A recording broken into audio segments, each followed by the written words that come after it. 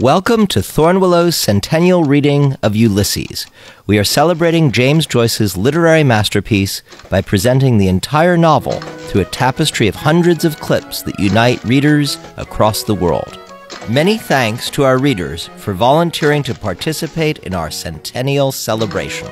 Episode 14, Oxen in the Sun, featuring Judy Collins reading from New York, Aidan Collins reading from Dublin, Ireland, Jessica Butterbaugh reading from Pittsburgh, Pennsylvania, Kevin Galvin reading from County Kerry, Ireland, Richard Uphoff reading from Fountain Hills, Arizona, Christine Vonderlinn reading from Metuchen, New Jersey, Michael Higgins reading from Mexico City, David Fleming from East County Clare, Ireland, Fionnuala Brabazon reading from County Wicklow in Ireland, Michael Schulman reading from New York, Eve Herzog from Los Angeles, Ben Loory also from Los Angeles, Robin Berg from Maplewood, New Jersey, Sarah Funk Butler from Providence, Rhode Island, Cecil Castelucci from Los Angeles, California, Eric Butterbaugh from Pittsburgh, Pennsylvania,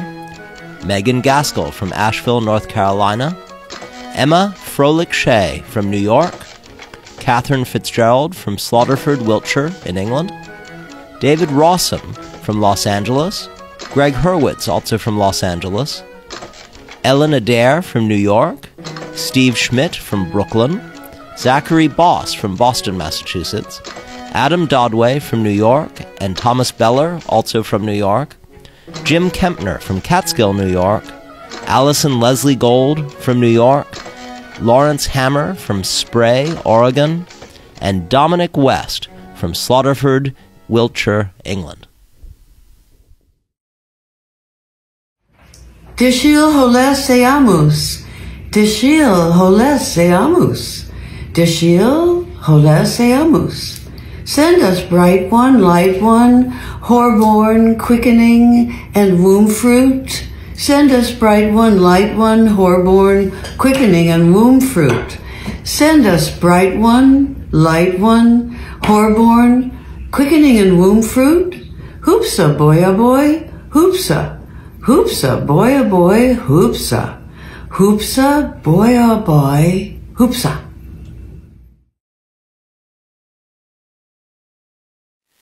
Aidan Collins reading from Cabra in Dublin, reading a rather dense passage from a difficult episode, the Oxen of the Sun episode, where the majority of the action takes place in Hollis Street Hospital. For that reason, this episode is significant for me insofar as when I first read Ulysses, it was this battered copy, and I was a medical student there studying obs and gynae, what Gogarty would have called midwifery. I met my wife there, and my children were born there, including my son on Bloom's night. Universally, that person's acumen is esteemed very little perceptive concerning whatsoever matters are being held as most profitably by mortals with sapience endowed to be studied. Who is ignorant of that which the most in doctrine erudite, and certainly by reason of that in them high mind's ornament, deserving of veneration, constantly maintain, when by general consent they affirm that, other circumstances being equal, by no exterior splendour is the prosperity of a nation more efficaciously asserted than by the measure of how far forward may have progressed the tribute of its solicitude for that proliferant continuance, which of evils the original, if be absent, when fortunately present, constitutes the certain sign of omnipotent nature's incorrupted benefaction. For who is there who anything of some significance has apprehended, but is conscious that that exterior splendour may be the surface of a downward tending luculent reality, or on the contrary, anyone so is there inilluminated as not to perceive that, as no nature's boon can contend against the bounty of increase, so it behooves every most just citizen to become the exhortator and admonisher of his semblables, and to tremble lest what had in the past been by the nation excellently commenced might be in the future not with similar excellence accomplished, if an inverecund habit shall have gradually traduced the honourable by ancestors transmitted customs to that thither of profundity that one was audacious excessively who would have the hardihood to rise, affirming that no more odious offence can for anyone be than to oblivious neglect to consign that evangel, simultaneously command and promise, which on all mortals, with prophecy of abundance, or with diminution's menace, that exalted of reiteratedly procreating function ever irrevocably enjoined.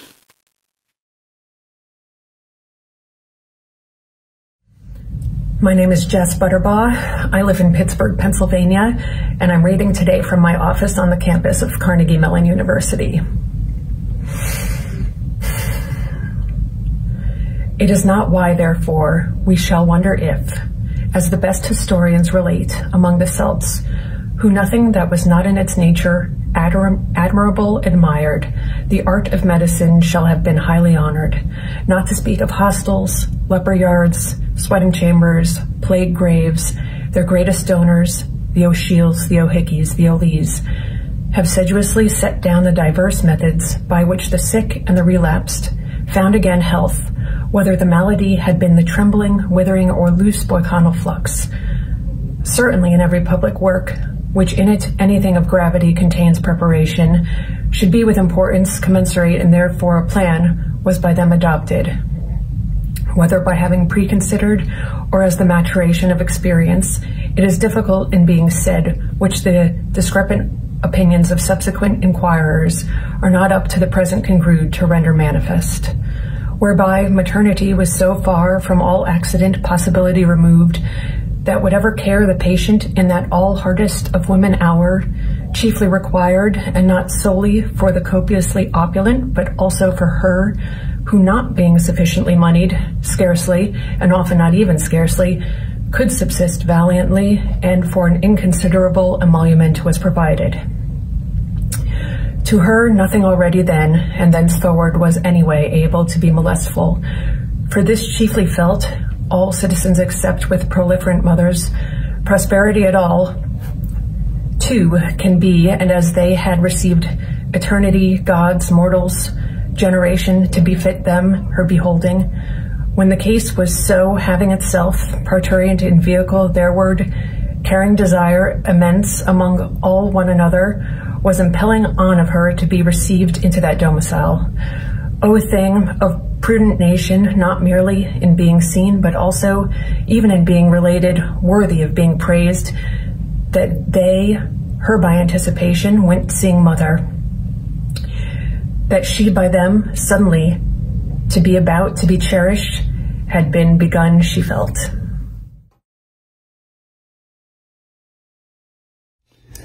Kevin Galvin, reading from County Kerry in Ireland. Before born, babe bliss had, within womb one he worshipped. Whatever in that one case done, commodiously done was. A couch by midwives, attended with wholesome food, reposeful clean as swaddles, as though forth-bringing were now done, and by wise foresight set. But to this no less, of what drugs there is need, and surgical implements which are pertaining to her case, not omitting aspect of all very distracting spectacles in various latitudes by our terrestrial orb, offered together with images divine and human, the cogitation of which by subjunct females is to tumescent conducive, or eases issue in the high, sunbright, well-built, fair home of mothers, when ostensibly far gone and reproductive, it is come by her thereto to lie in, her term up. Some men that wayfaring was stood by house door at night's oncoming. Of Israel's folk was that man that on earth wandered far had fared. Stark ruth of man his errand that him lone led till that house. Of that house Ahorn is lord. 70 beds keeps he there, teeming mothers are wont that they lie for to toll and bring forth bairns hale. So God's angel to Mary quoth, watchers tway their walk, white sisters in ward sleepless. Smart stay still, sickness soothing, in 12 moons thrice an 100. Truest bedtains they twain are, for horn holding weariest ward.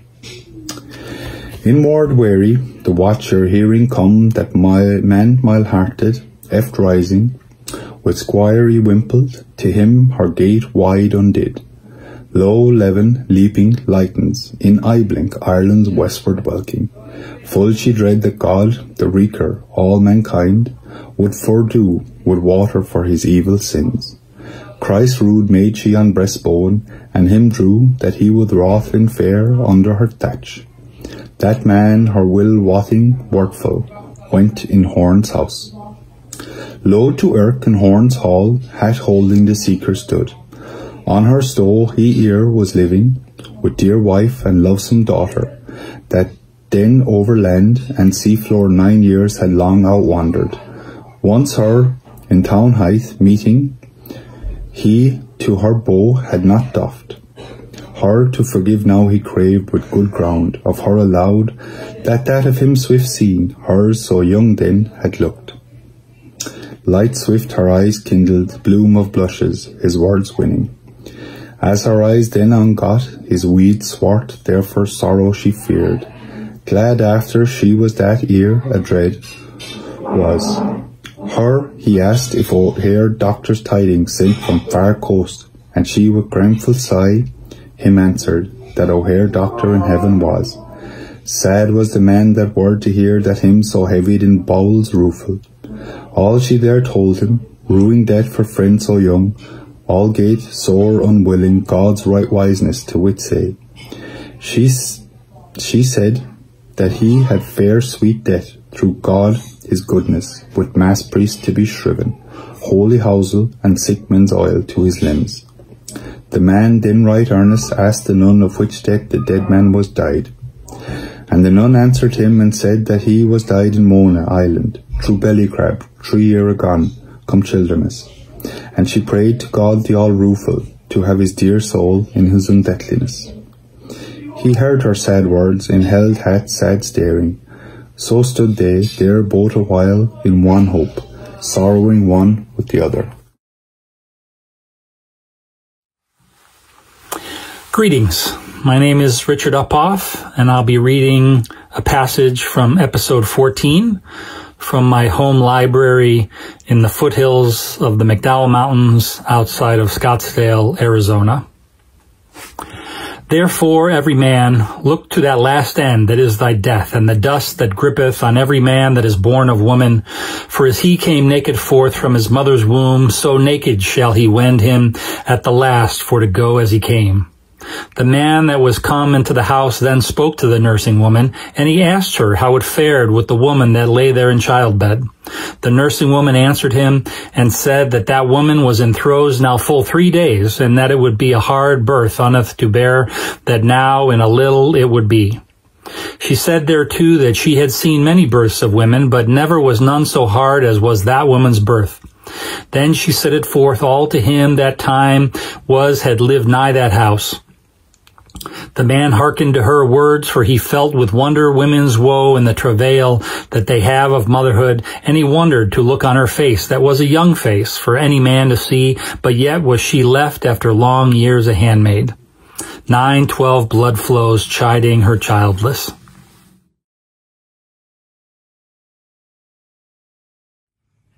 Hello, I'm Christine Vonderlinn. I'm a rare book and art specialist. I've been in the field for over 30 years, and I'm now with the firm of Honey and Wax Rare Books in Brooklyn, New York. And I love Ulysses for many reasons. I've had the privilege of selling numerous delicious copies and editions of it over the course of my career, including a copy gifted by Sylvia Beach and another one inscribed by Joyce that sold for the better price of my home. And I adore internal alliteration, so the novel always provides fun reading for that reason. And Oxen of the Sun is a particularly challenging section of the book.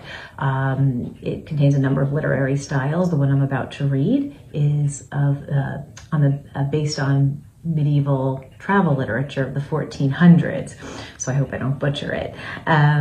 It speaks of fertility and sacredity, and it has the best description of a bee sting, which I love, it's a honey and wax rep, sardines, hops, and beer. I get to read that. My favorite part of handling any copy of Ulysses, first edition, was to see how far the reader got. As you read, of course, you'd have to open the pages, and I always like to see the last page that was opened, to see the passage that just undid the reader, just completely broke them. And so I am wondering if indeed it was this. And whiles they spake, the door of the castle was opened, and there nigh them a mickle noise, as of many that sat there at meat. And there came against the place as they stood a young learned knight, declept Dixon, and the traveller Leopold was couth to him, and sitteth. It had happed that they had had ado, each with other, in the house of Misericord, where this learning knight lay by cause the traveller Leopold came there to be healed, for he was sore wounded in his breast by a spear wherewith a horrible and dreadful dragon was smitten him, for which he did do make a salve of volatile salt and chrism, as much as he might suffice. And he said now that he should go into that castle for to make merry with them that were there. And the traveller Leopold said that he should go other whither, for he was a man of cautels and a subtle. Also the lady was of his avis, and reproved the learning knight, though she trowed well that the traveller had said thing that was false for his civility. But the learning knight would not hear, say nay, nor do her mandament, nay, have him in aught contrarious to his list. And he said how it was a marvellous castle. And the traveller Leopold went into the castle for to rest him a space, being sore of limb after marches, environing in divers lands, and sometimes venery. And in the castle was set a board, that was of the birchwood of Finlandi, and it was upheld by 4 dwarfmen of that country, but they durst not move more for enchantment. And on this board were frightful swords and knives that are made in a great cavern by swinking demons out of white flames that they fix in the horns of buffaloes and stags, that there abound marvellously. And there were vessels that are wrought by magic of Mahon, out of sea sand and air by a warlock with his breath that he blares into them, like to bubbles. And full, fair, cheer, and rich was on the board that no wight could devise a fuller, nay richer. And there was a vat of silver that was moved by craft to open, in the which lay strange fishes withouten heads, though misbelieving men, nay, that this be possible thing without they see it, natheless they are so. And these fishes lie in an oily water, brought there from Portugal land, because of the fatness that therein is like to the juices of the olive press. And also it was a marvel to see in that castle how by magic they make a compost out of fecund wheat kidneys, out of caldi, that by aid of certain angry spirits that they do into it swells up wondrously like to a vast mountain. And they teach the serpents there to entwine themselves up on long sticks out of the ground, and of the scales of these serpents they brew out a brewage like to mead. And the learning knight let pour for child Leopold a draught, and help thereto the while all they that were there drank every each. And child Leopold did up his beaver for to pleasure him, and took apertly somewhat in amity, for he never drank no manner of mead, which he then put by. and anon, full privily, he voided the more part into his neighbour glass, and his neighbour nist not of his wile. And he sat down in that castle with them for to rest him there a while. Thanked be Almighty God. This meanwhile this good sister stood by the door and begged them at the reverence of Jesu our out there liege Lord, to leave their wassailing, for there was above one quick-wit child, a gentle dame whose time hied fast. Sir Leopold heard on the upfloor cry and high, and he wondered what cry that it was, whether of child or woman, and I marvel, said he, that it will be not come or now, meseems it dureth overlong. And he was ware and saw Franklin that hight Lenehan on that side the table, that was older than any of the t'other, and for that they both were knights virtuous in the one emprise, and eke by cause that he was elder he spoke to him full gently. But, said he, or it be long till she will bring forth by God his bounty and have joy of her childing, for she had waited marvellous long. And the Franklin that had drunken said, expecting each moment to be her next. And also he took the cup that stood before him, for him needed never none asking, nor desiring of him to drink, and now drink, said he, fully delectably, and he quaffed as far as he might to their both's health, for he was a passing good man of his lustiness. And Sir Leopold, that was the goodliest guest that ever sat in Scholars' Hall, and that was the meekest man and the kindest that ever laid husbandly hand under hen, and that was the very truest knight of the world, one that ever did minion service to lady gentle, pledged him courtly in the cup, woman's woe with wonder pondering. Now let us speak of that fellowship that was there to the intent to be drunken as they might. There was a sort of scholars along either side the board, that is to it Dinkson, Clept Junior of St. Mary Merciables, with other his fellows Lynch and Madden, scholars of medicine, and the Franklin that hight Lenehan, and one from Albalonga, one Cruthers, and young Stephen that he had mien of a frere, that was at head of the board, and Costello that main Clayton Punch Costello, all long of a mastery of him, erstwhile jested, and all of them reserved young Stephen, he was the most drunken that demanded still of more mead, and besides the meek Sir Leopold. But on young Malachy they waited, for that he promised to have come, and such as intended to no goodness said how he had broken his avow. And Sir Leopold sat with them, for he bore fast friendship to Sir Simon, and to this his son young Stephen, and for that his languor becalmed him there, after longest wanderings, insomuch as they feasted him for that time in the honourablest manner. Ruth read him, love led on, with will to wander, loath to leave.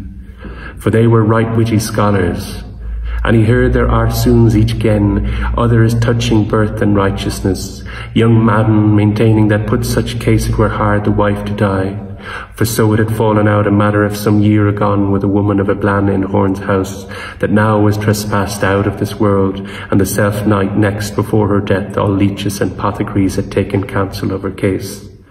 And they said further she should live, because in the beginning they said the woman should bring forth in pain, and wherever they that were of this imagination affirmed how young Madden had said truth, for he had conscience to let her die.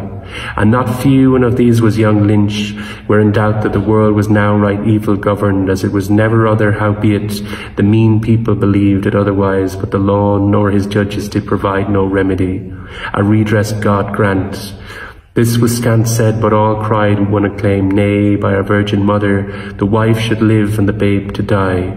In colour whereof they waxed hot upon that head, what with argument and what for their drinking, but the Franklin Lenehan was prompt each when to pour them ale, so that the least way mirth might not lack. Then young Madden shoved all the whole affair, and when he said how that she was dead, and how for holy religion's sake, by rede of palmer and bedesman, and for a vow he had made to Saint Ultan of Arbacran, her good man husband would not let her death, whereby they were all wondrous grieved. To whom young Stephen had these words following: Murmur, sirs, is eke oft among lay folk. Both babe and parent now glorify their Maker, the one in limbo gloom, the other in purge fire.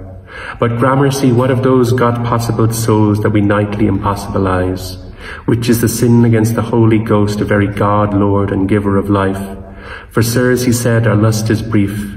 We are means to those small creatures within us, and nature has other ends than we. Then said Dixon Junior to Punch Costello, wist he what ends. But he had overmuch drunken, and the best word he could have of him was that he would ever dishonest a woman, whoso she were of wife or maid or leman, if it so fortuned him to be delivered of his spleen of lusty head.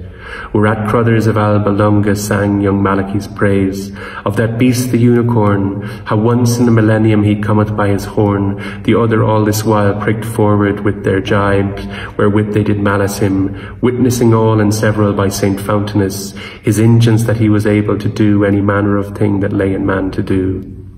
Thereat laughed they all right jocundly only young Stephen and Sir Leopold, which never durst last too open by reason of a strange humour, which he would not bewray, and also for that he rued for her that bare, who she might be or wheresoever. Then spoke young Stephen Orgulus of Mother Church, that would cast him out of her bosom, of law of canons, of Lilith patron of abortions, of bigness wrought by wind of seeds, of brightness, or by potency of vampires mouth to mouth, or as Virgilius saith, by the influence of the Occident, or by the reek of moonflower, or in she lie with a woman which her man has but lain with, effectu secuto, or peradventure in her bath, according to the opinions of Averroes and Moses Maimonides. He said also how at the end of the second month a human soul was infused, and how in all our Holy Mother folded ever souls for God's greater glory, whereas that earthly mother which was but a dam, to bring forth beastly should die by canon, for so saith he that holdeth the fisherman's seal, even that blessed Peter, on whose rock was Holy Church for all ages founded. All they bachelors then asked of Sir Leopold, would he in like case so jeopard her person as risk life to save life? A wariness of mind he would answer as fitted all, and laying hand to jaw he said dissembling, as his wont was, that as it was informed him, who would ever love the art of physic as might a layman, and agreeing also with his experience of so seldom seen an accident, it was good for that Mother Church belike at one blow had birth and death, pence, and in such sort deliverly he scaped their questions. That is truth, pardy, said Dixon, and, though I err, a pregnant word. Which hearing young Stephen was a marvellous glad man, and he averred that he who stealeth from the poor lendeth to the Lord, for he was of a wild manner when he was drunken, and that he was now in that taking it appeared eftsoons. But Sir Leopold was passing grave, maugre his word, by cause he still had pity of that terror-causing shrieking of shrill women in their labour, and as he was minded of his good Lady Marian that had borne him an only man-child, which on his 11th day of life had died, and no man of art could save so dark his destiny. And she was wondrous stricken of heart for that evil hap, for his burial did him on a fair corslet of lamb's wool, the flower of the flock, lest he might perish utterly and lie a-keeled, for it was then about the midst of the winter. And now Sir Leopold, that had of his body no man-child for ne'er, looked upon him his friend's son, and was shut up in sorrow for his fore-past happiness, and as sad as he was that him failed a son of such great gentle courage, for all accounted him of real parts, so grieved he also in no less measure for young Stephen, for that he lived riotously with those wastrels, and murders his goods with whores. Hello, my name is David Fleming, and I'm a senior lecturer in history at the Department of History at the University of Limerick in Ireland, and I'm reading here in East County Clare, from the Penguin edition, with that fantastic Sandy Cove Martello Tower on the front of it. It's the reprinted edition from 2000, and it comes from my local library. I wanted to emphasise how important our public libraries are. And just looking at the front cover, or inside the cover, it suggests that this book has been borrowed annually since 2013. So Joyce remains popular here in East Clare. So here goes. About that present time, young Stephen filled all cups that stood empty, so as there remained but little mo if the pretender had not shadowed their approach from him that still plied it very busily, who, praying for the intentions of the sovereign pontiff, he gave them for a pledge the Vicar of Christ, which also, as he said, is Vicar of Bray. Now drink we, quod he, of this mazer, and quaff ye this mead, which is not indeed parcel of my body, but my soul's bodiment. Leave ye fraction of bread to them that live by bread alone. Be not afeard, neither, for any want for this will comfort more than the other will dismay. See ye here. And he showed them glistering coins of the tribute, and goldsmith's notes, the worth of £2.19 that he had, he said, for a song which he writ. They all admired to see the foresaid riches in such dearth of money as was here before. His words were then these as followeth. Know all men, he said, time's runes build eternity's mansions. What means this? Desire's wind blasts the thorn-tree, but after it becomes from a bramble bush to be a rose upon the rood of time. Mark me now. In woman's womb word is made flesh, but in the spirit of the Maker all flesh that passes becomes the word that shall not pass away. This is post-creation. Omnis caro ad te venit. No question but her name is Puissant, who aventried the dear course of our Agan buyer, healer and herd, our mighty mother and mother most venerable. And Bernardus said aptly that she had an omnipotentiam Dei pare supplicam, that is to wit, an almightiness of petition, because she is the second Eve, and she won us, said Augustine too, whereas that other, our grand dame, which we are linked up with by successive anastasmosis of naval cords, sold us all seed, breed, and generation for a penny pippin. But here is the matter now. Or she knew him, that second I say, and was but creature of her creature, virgin madre filiae de tuo figlo. Or she knew him not, and then stands she in the one denial or ignorancy with Peter Piscator, who lives in the house that Jack built, and with Joseph the joiner, patron of the happy demise of all unhappy marriages. Passez qui, Monsieur Leo Taxil, nous a dit qui, levez, mise dans cette ficou position, c'était les sacrés pigeons, vendre des deux. Armed with a constantibility, but in no case subsubstantiality. And all cried out upon it for a very scurvy word. A pregnancy without joy, he said, a birth without pangs, a body without blemish, a belly without bigness. Let the lewd with faith and fervour worship. What will we withstand with say? Hereupon Punch Costello dinged with his fist upon the board, and would sing a bawdy catch, stabu stabella, about a wench that was put in pod of a jolly swashbuckler in Almany, which he did now attack. The first 3 months she was not well, stabu. When here Nurse Quigley from the door angrily bid them hist, ye should shame you, nor was it not meet, as she remembered them being her mind, was to have all orderly against Lord Andrew, came for because she was jealous that not gasteful turmoil might shorten the honour of her guard. It was an ancient and a sad matron of a sedate look and Christian walking, in habit done beseeming her megrims and wrinkled visage, nor did her hortative want of it effect, for incontinently Punch Costello was of them, all embraded, and they reclaimed the curl with civil rudeness, some and with menace of blandishments, others, whiles all showed with him a murrain seize the dolt. What a divil he would be at, thou chuff, thou puny, thou got in the piece of straw, thou lousel, thou chitterling, thou spawn of a rebel, thou dyke-stropped, thou abortion thou, to shut up his drunken drool out of that like a curse of God ape.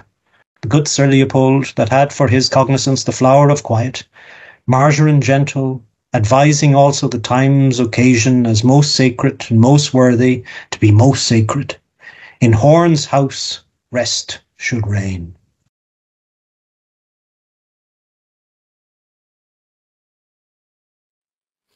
Hello, my name's Fionnuala Brabazon and I'm coming to you from the library of Kilrudry House, a historic house in Wicklow in Ireland. Kilrudry has been in my husband's family for 400 years, and today I'm reading Ulysses from the library, one of the oldest rooms in the house. To be short, this passage was scarce by when Master Dixon of Mary in Eccles, goodly grinning, asked young Stephen what was the reason why he had not sided to take friar's vows, and he answered him, obedience in the womb, chastity in the tomb, but involuntary poverty all his days. Master Lenehan at this made return that he had heard of those nefarious deeds, and how, as he heard thereof counted, he had besmirked the lily virtue of a confiding female, which was corruption of minors, and they all intershowed it too, waxing merry and toasting to his fathership. But he said very entirely it was clean contrary to their suppose, for he was internal son and ever virgin. Thereat mirth grew in them the more, and they rehearsed to him his curious rite of wedlock for the disrobing and disflowering of spices, as the priests use in Madagascar Island. She is to be guise of white and saffron, her groom in white and grain, with burning nard and tapers on a bride bed, while clerks sung Kyries and the anthem Un novitar sexus omnis corporis mysterium, till she was there unmaided. He gave them then a much admirable Hynam Minam by those delicate poets Master John Fletcher and Master Francis Beaumont, that it was in their maid's tragedy that was right, for like twinning of lovers, to bed was the burden of it to be played with accompaniment consent upon the virginals. An exquisite dulcet epithalame of most maleficative sudency, for juveniles amatory, whom the odifarious flambeus of the paraphlinths had escorted to the quadrupedal proscenium of the connubial communion. Well met they were, said Master Dixon, joyed, but hark ye, young sir, better were they named Beaumont and Letcher, for, by my troth, of such a mingling much might come. Young Stephen said indeed to his best remembrance they had but the one doxy between them, and she of the stews, to make shift with the delights amorous of life, ran very high in those days, and the custom of the country approved with it.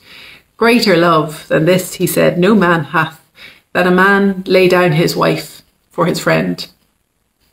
Go thou and do likewise.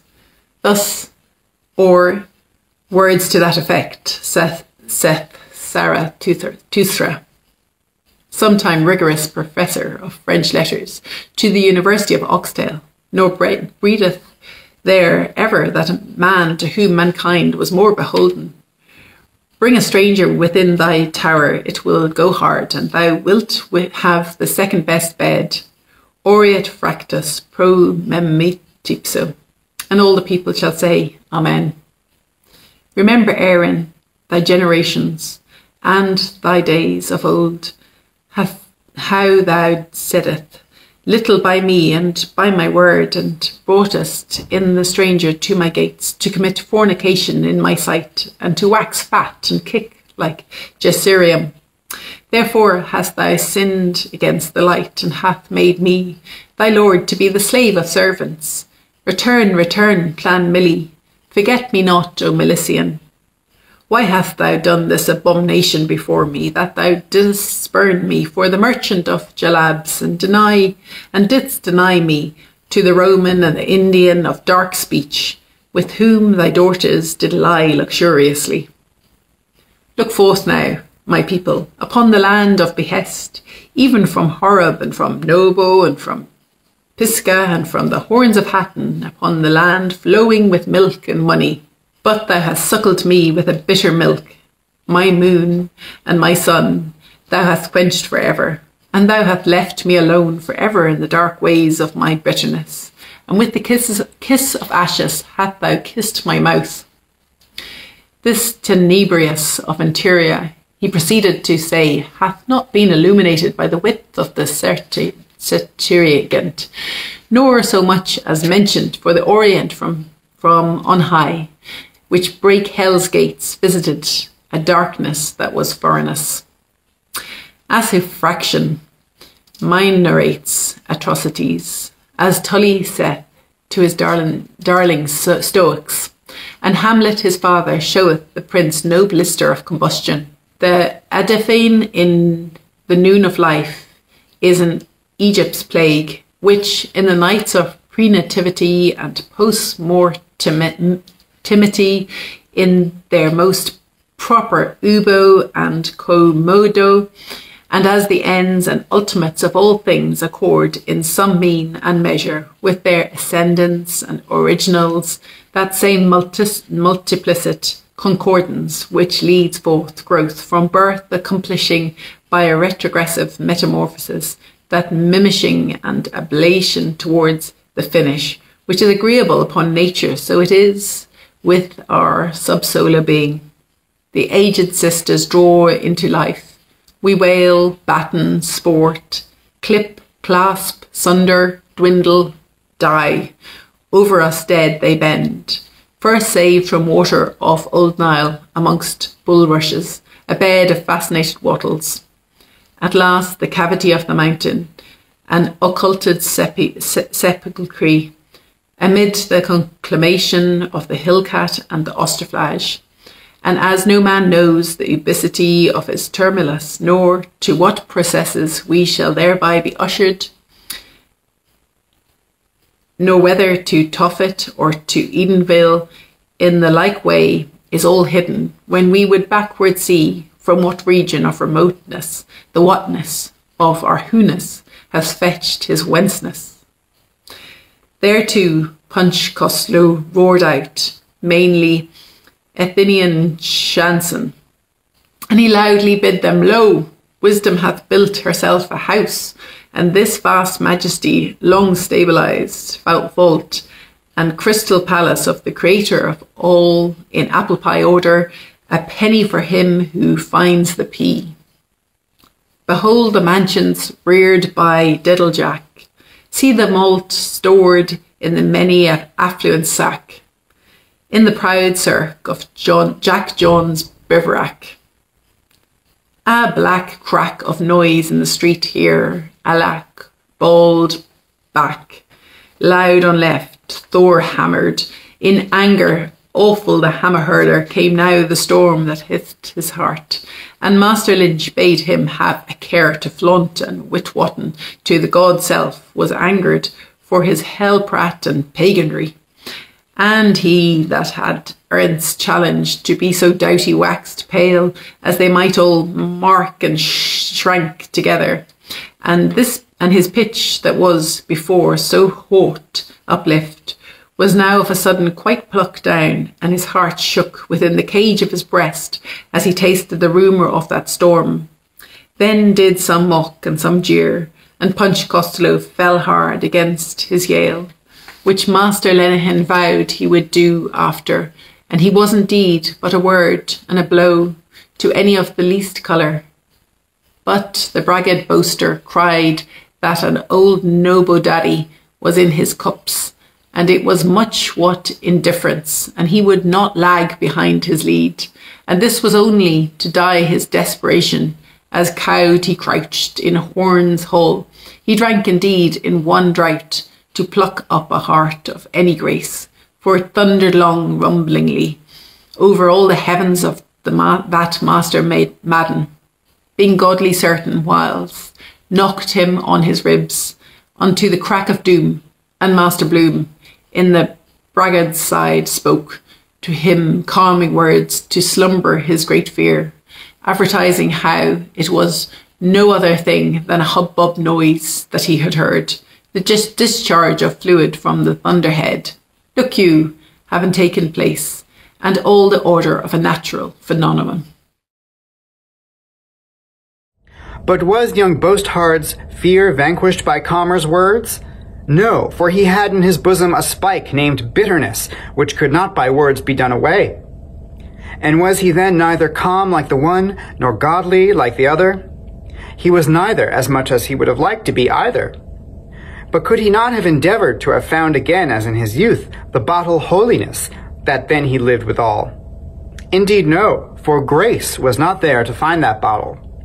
Heard he then in that clap the voice of the god bring forth, or what Calmer said, a hubbub of phenomenon? Heard, why he could not but hear, unless he had plugged him up the tube understanding, which he had not done. For through that tube he saw that he was in the land of phenomenon, where he must for a certain one day die, as he was, like the rest too, a passing show. And would he not accept to die like the rest and pass away?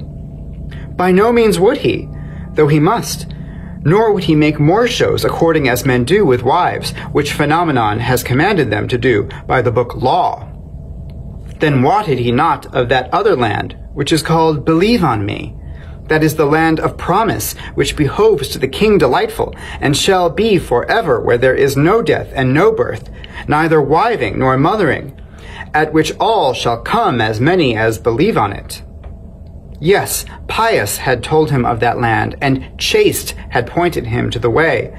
But the reason was that in the way he fell in with a certain whore of an eye-pleasing exterior, whose name, she said, is Bird in the Hand, and she beguiled him wrong ways from the true path by her flatteries that she had said to him, as, Ho, you pretty man, turn aside hither, and I will show you a brave place. And she lay at him so flatteringly that she had him in her grot, which is named Two in the Bush, or by some learned, carnal concupiscence. This was it what all that company that sat there at commons in manse of mothers the most lusted after. And if they met with this whore Bird in the Hand, which was within all foul plagues, monsters, and a wicked devil, they would strain the last, but they would make at her and know her. For regarding Believe on Me, they said it was naught else but notion, and they could conceive no thought of it, for first, Two in the Bush, whither she ticed them, was the very goodliest grot. And in it were 4 pillows, on which were 4 tickets, with these words printed on them, Pick-a-back, and Topsy-turvy, and Shamefaced, and Cheek by Jowl. And second, for that foul plague all pox, and the monsters they cared not for them, for preservative had given them a stout shield of oxen gut. And third, that they might take no hurt neither from offspring. That was that wicked devil by virtue of this same shield, which was named Kill-child.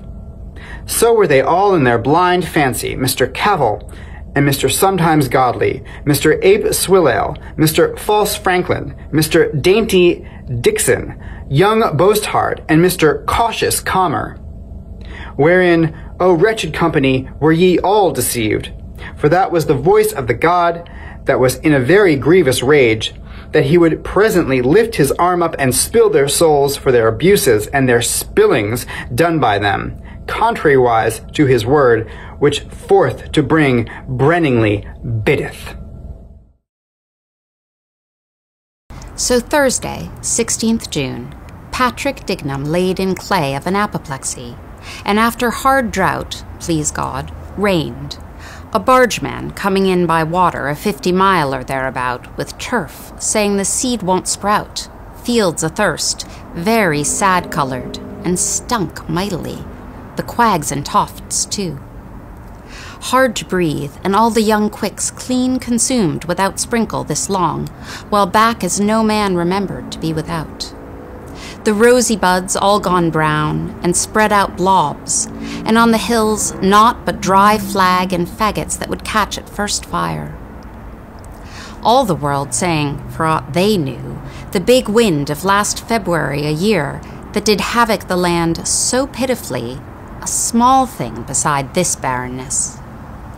But by and by, said, this evening after sundown, the wind sitting in the west, biggish swollen clouds to be seen as the night increased, and the weather-wise pouring up at them, and some sheet lightnings at first, and after, past 10 of the clock, one great stroke with a long thunder, and in a brace of shakes all scamper pell-mell within door for the smoking shower, the men making shelter for their straws with a clout or kerchief, women folk skipping off with kirtles catched up soon as the pour came.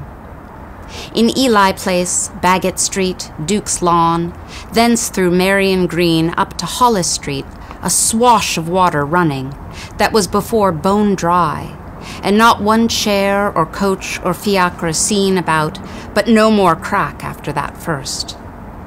Over against the right on Mr. Justice Fitzgibbon's door, that is to sit with Mr. Healy, the lawyer, upon the college lands, Mal Mulligan, a gentleman's gentleman, that had but come from Mr. Moore's, the writer's, that was a papish, but is now, folk say, a good Willamite, chanced against Alec Bannon in a cut bob, which are now in with dance cloaks of Kendal Green. That was new got to town from Mullingar with a stage where his coz and Mal M's brother will stay a month yet till St. Swithin, and asks what in the earth he does there. He bound home, and he to Andrew Horns being stayed for to crush a cup of wine, so he said, but would tell him of a skittish heifer, big of her age, and beef to the heel, and all this while poured with rain, and so both together on to Horns. There, Leop Bloom of Crawford's Journal sitting snug with a covey of wags, likely brangling fellows, Dixon Jr., scholar of My Lady of Mercy, Vin Lynch, a Scots fellow, Will Madden, T. Lenehan, very sad for a racing horse he fancied, and Stephen D. Leop Bloom's there for a languor he had, but was now better, he having dreamed tonight a strange fancy of his dame, Mrs. Maule, with red slippers on in a pair of turkey trunks, which is thought by those in Ken to be for a change, and Mistress Purefoy there, that got in through pleading her belly, and now on the stools, poor body, 2 days past her term, the midwives sore put to it, and can't deliver. She, queasy for a bowl of rice slop that is a shrewd dryer up of the insides, and her breath very heavy, more than good, and should be a bully boy from the Knox, they say, but God give her soon issue. 'Tis her 9th chick to live, I hear, and Lady Day bit off her last chick's nails that was then a 12-month, and with other 3 all breastfed that died written out in a fair hand in the King's Bible. Her hub, 50-odd, and a Methodist, but takes the sacrament, and is to be seen any fair Sabbath with a pair of his boys off Bullock Harbour dapping on the Sound, with a heavy braked reel, or in a punt he has, trailing for flounder and pollock, and catches a fine bag, I hear. In sum, an infinite great fall of rain, and all refreshed, and will much increase the harvest. Yet those in Ken say after wind and water, fire shall come. For a prognostication of Malachi's almanac, and I hear that Mr. Russell has done a prophetical charm of the same gist out of the Hindustanish for his Farmer's Gazette. To have 3 things in all, but this a mere fetch without bottom of reason, for old crones and bairns, yet sometimes they are found in the right guess with their queerities, no telling how. With this came up Lenehan to the feet of the table, to say how the letter was in that night's Gazette, and he made a show to find it about him, for he swore with an oath that he had been at pains about it.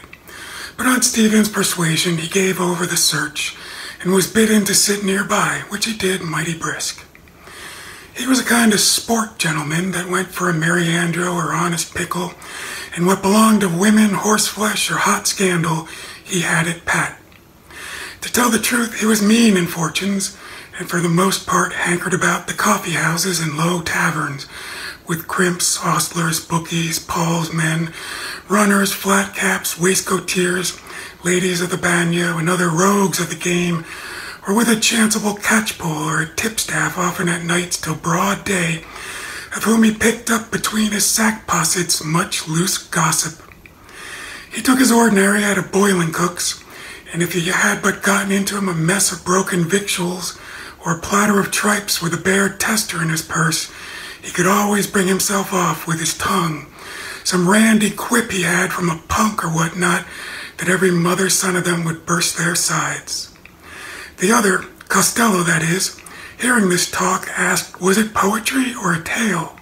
Faith, no, he says, Frank, that was his name. 'Tis all about Kerry cows that are to be butchered along of the plague. But they can go hang, says he with a wink, for me with their bully beef, a pox on it.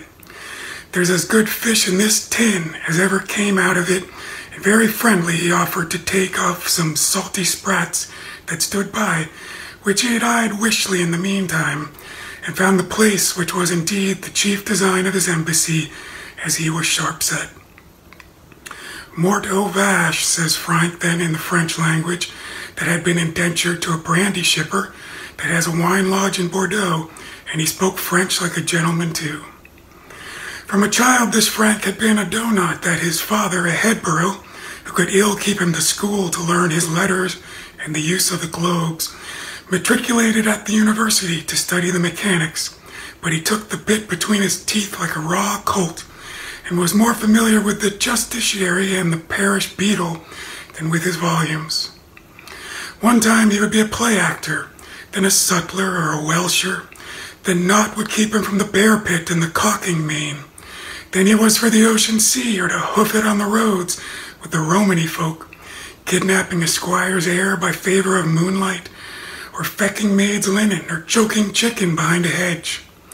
He had been off as many times as a cat has lives, and back again with naked pockets, as many more to his father the Headborough, who shed a pint of tears as often as he saw him. What, says Mr. Leopold, with his hands across, that was earnest to know the drift of it, will they slaughter all? I protest I saw them but this morning, going to the Liverpool boats, says he. I can scarce believe 'tis so bad, says he.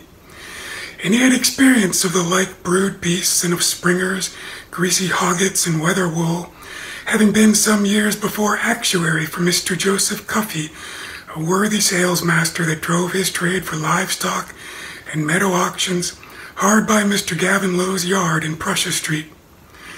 I question with you there, says he. More like 'tis the hoose or the timber tongue.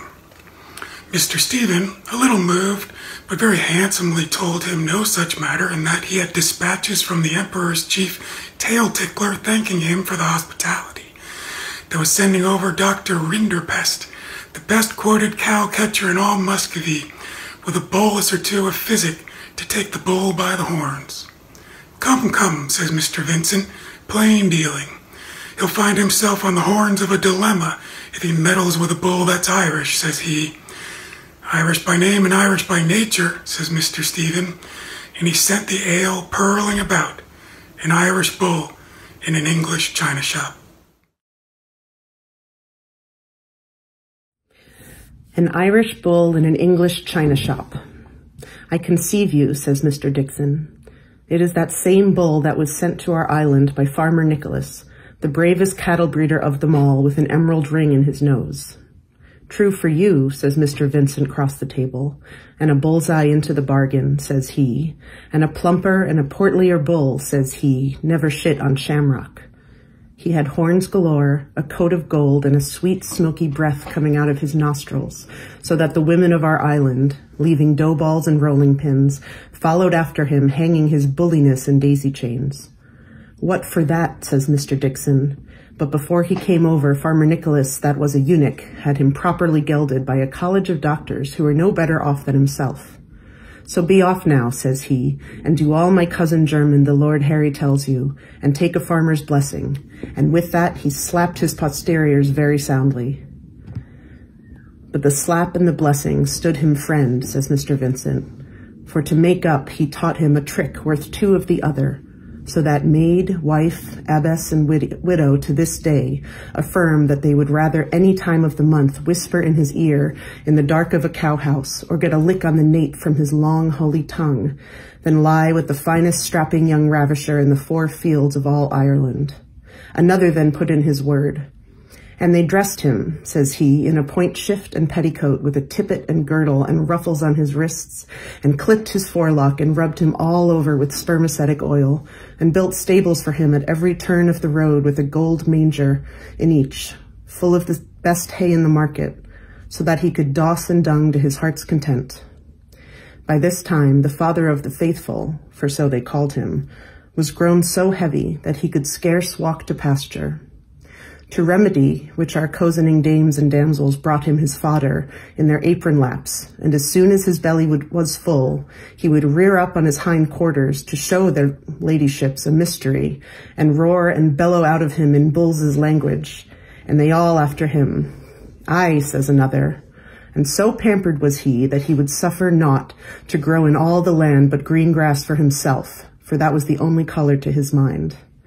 And there was a board put up on a hillock in the middle of the island with a printed notice saying, "By the Lord Harry, green is the grass that grows on the ground." And, says Mr. Dixon, if ever he got scent of a cattle raider in Roscommon or the wilds of Connemara, or a husbandman in Sligo that was sowing as much as a handful of mustard or a bag of rapeseed out, he run amuck over half the countryside, rooting up with his horns whatever was planted, and all by Lord Harry's orders. There was bad blood between them at first, says Mr. Vincent, and the Lord Harry called Farmer Nicholas all the old nicks in the world, and an old whoremaster that kept 7 trulls in his house, and I'll meddle in his matters, says he.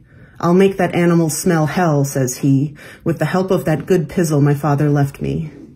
But one evening, says Mr. Dixon, when the Lord Harry was cleaning his royal pelt to go to dinner after winning a boat race, he had spade oars for himself, but the first rule, of course, was that the others were to row with pitchforks. He discovered in himself a wonderful likeness to a bull, and on picking up a black-thumbed chapbook that he kept in the pantry, he found, sure enough, that he was a left-handed descendant of the famous champion bull of the Romans, Bos Bovum, which is good bog Latin for boss of the show. After that, says Mr. Vincent, the Lord Harry put his head into a cow's drinking trough in the presence of all his courtiers, and pulling it out again, told them all his new name. Then, with the water running off him, he got into an old smock and skirt that had belonged to his grandmother, and bought a grammar of the bulls' language to study, but he could never learn a word of it, except the first personal pronoun, which he copied out big and got off by heart, and if ever he went out for a walk, he filled his pockets with chalk to write it up on what took his fancy, the side of rock, or a tea-house table, or a bale of cotton, or a cork float. In short, he and the Bull of Ireland were soon as fast friends as an arse and a shirt. They were, says Mr. Stephen, and the end was that the men of the island, seeing no help was toward as the ungreat women were all of one mind, made a wary raft, loaded themselves and their bundles of chattels on shipboard, set all masts erect, manned the yards, sprang their luff, heaved to, spread 3 sheets in the wind, put her head between wind and water, weighed anchor, ported her helm, ran up the Jolly Roger, gave 3 times 3, let the Bulgine run, pushed off in their bumboat, and put to sea to recover the main of America, which was the occasion, says Mr. Vincent, of the composing by a boatswain of that rollicking chanty, Pope Peter's but a pissabed, a man's a man for a that.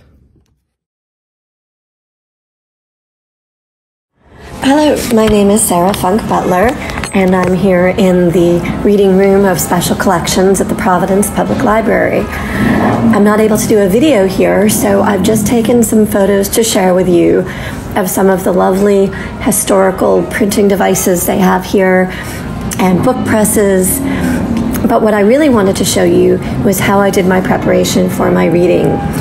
As you probably know, Episode 14, Oxen and the Sun, is divided into 32 sections, and Joyce took a different literary style as a model for each section to show a history of the evolution of literary styles.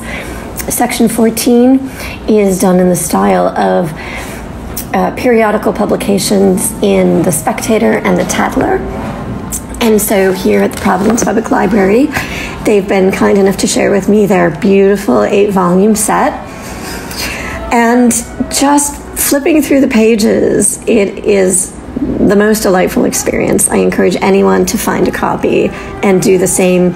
And I was hard-pressed not to be drawing parallels or comparisons between various entries and various sections of Ulysses. And I suppose there's just so many words in Ulysses at a certain point, you're going to be reminded of some of them. But a couple of examples here I wanted to share in particular. The first one is dated June 27th, and many of these entries open with Latin, and this one does too, and this has a translation. The mind ought sometimes to be diverted, that it may return to better thinking, which I just think is terrific for this pursuit that we're all engaged in.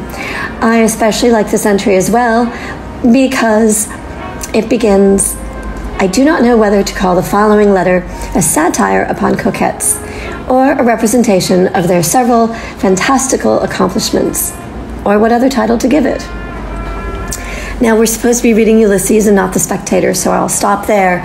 But this did seem a quite appropriate passage, given what's coming up in episode 15 in Nighttown, and even 18 with Molly and her soliloquy.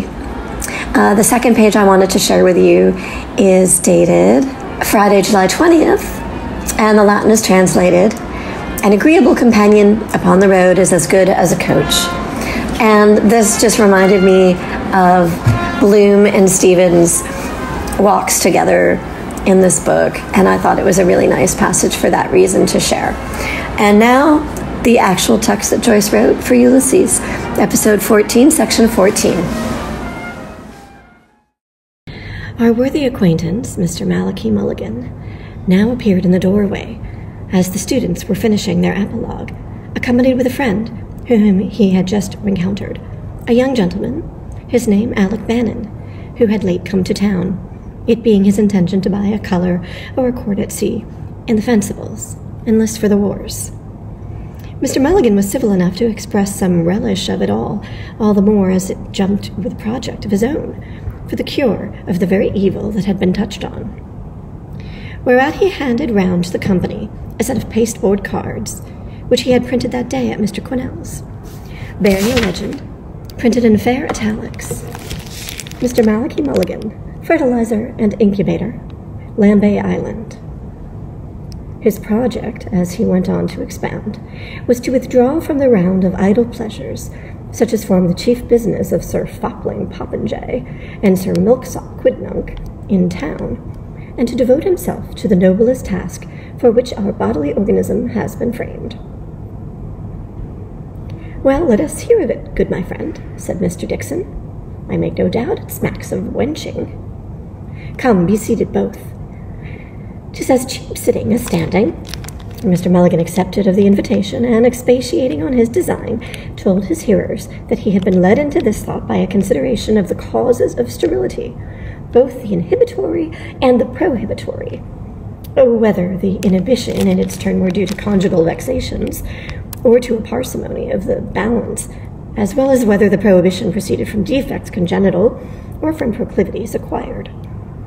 It grieved him plaguily, he said, to see the nuptial couch defrauded of its dearest pledges, and to reflect upon so many agreeable females with rich jointures, a prey for the vilest bonzes, who hide their flambeau under a bushel in an uncongenial cloister, or lose their womanly bloom in the embraces of some unaccountable muskin, when they might multiply the inlets of happiness, sacrificing the inestimable jewel of their sex, when 100 pretty fellows were at hand to caress. This, he assured them, made his heart weep. To curb this inconvenience, which he concluded due to a suppression of latent heat, having advised with certain counsellors of worth and inspected into this matter, he had resolved to purchase in fee simple, for ever, the freehold of Lambay Island from its holder, Lord Talbot de Malahide, a Tory gentleman of not much in favour with our ascendancy party. He proposed to set up there a national fertilizing farm, to be named Omphalos, with an obelisk hewn and erected after the fashion of Egypt, and to offer his dutiful yeoman services for the fecundation of any female of what grade of life soever, who should there direct to him with the desire of fulfilling the functions of her natural. Money was no object, he said, nor would he take a penny for his pains. The poorest kitchen wench, no less than the opulent lady of fashion, if so be their constructions, and their tempers were warm persuaders for their petitions, would find in him their man. For his nutriment, he showed how he would feed himself exclusively upon a diet of savory tubercles and fish and connies there, the flesh of these latter prolific rodents being highly recommended for his purpose, both broiled and stewed with a blade of mace and a pod or two of capsicum chilies. After this homily, which he delivered with much warmth of asseveration, Mr. Mulligan, in a trice, put off from his hat a kerchief with which he had shielded it. The both, it seems, had been overtaken by the rain, and for all their amending, their pace had taken water, as might be observed by Mr. Mulligan's small clothes, of a hodden grey, which was now somewhat piebald. His project, meanwhile, was very favourably entertained by his auditors, and won hearty eulogies from all, though Mr. Dixon of Mary's accepted to it, asking with a finicking air, did he purpose also to carry coals to Newcastle? Mr. Mulligan, however, made court to the scholarly by an apt quotation from the classics, which, as it dwelt upon his memory, seemed to him a sound and tasteful support of his contention. Talis actanta depravatio huius suculi, O Quirites, ut matris familiarum nostrae lascivas, cui libit semiviri, libici, titillationis testibus ponderosus, atque excelsis erectionibus centurionum Romanorum magnopere anteponant. While for those of ruder wit, he drove home his point by analogies of the animal kingdom, more suitable to their stomach, the buck and doe of the forest glade, the farmyard drake and duck. Valuing himself not a little upon his elegance, being indeed a proper man of his person, this talkative now applied himself to his dress, with animadversions of some heat upon the sudden whimsy of the atmospherics, while the company lavished their encomiums upon the project he had advanced. The young gentleman, his friend, overjoyed as he was at a passage that had befallen him, could not forbear to tell it his nearest neighbour. Mr. Mulligan, now perceiving the table, asked for whom were those loaves and fishes, and, seeing the stranger, he made him a civil bow and said, "Pray, sir, was you in need of any professional assistance we could give?" Who, upon his offer, thanked him very heartily, though preserving his proper distance, and replied that he was come there about a lady, now an inmate of Horn's house, that was in interesting condition, poor lady, from woman's woe, and here he fetched a deep sigh, to know if her happiness had yet taken place. Mr. Dixon, to turn the table, took on to ask Mr. Mulligan himself whether his incipient ventripotence, upon which he rallied him, betokened an ovoblastic gestation in the protastic utricle or male womb, or was due, as with the noted physician, Mr. Austin Meldon, to a wolf in the stomach. For answer, Mr. Mulligan, in a gale of laughter at his smalls, smote himself bravely below the diaphragm, exclaiming with an admirable droll mimic of Mother Rogan, the most excellent creature of her sex, though 'tis pity she's a trollop, "There's a belly that never bore a bastard." This was so happy a conceit that it renewed the storms of mirth and threw the whole room into the most violent agitations of delight. The spry rattle had run on in the same vein of mimicry, but for some alarm in the antechamber. Hi, my name is Cecil Castelucci, and I'm here reading Ulysses. I live in Los Angeles, California, in the United States of America. I'm going to be reading from a personal copy of James Joyce's Ulysses, which I have never read. But one time I did a reading of, I had a book launch of one of my own novels, and it was on Bloomsyear, and so I bought a copy of the book, and I had everybody in the audience give me encouragement so that one day when I did sit down to read the book, that I would have some people cheering me on. Interesting to note that at the beginning of this chapter, somebody wrote, "You're about halfway through, Cecil," from Amy. Here I go. By the way, I've never read this book, so this is my first time ever reading it, and I'm starting on page 385. Here the listener, who was none other than the Scotch student, a little fume of a fellow, blonde as tow, congratulated in the liveliest fashion with the young gentleman, and, interrupting the narrative at a salient point, having desired his vis-a-vis with a polite beck to have the obligingness to pass him a flagon of cordial waters, at the same time by a questioning poise of the head, a whole century of polite breeding had not achieved so nice a gesture, to which was united an equivalent but contrary balance of the head, asked the narrator as plainly as ever done in words if he might treat him with a cup of it. "Mais bien sûr, noble stranger," he said cheerily, "et mille compliments. That you may, and very opportunely. There wanted nothing but this cup to crown my felicity. But gracious heaven, was I left with but a crust in my wallet and a cupful of water from the well? My God, I would accept of them and find it in my heart to kneel down upon the ground and give thanks to powers above for the happiness vouchsafed me, the giver of good things."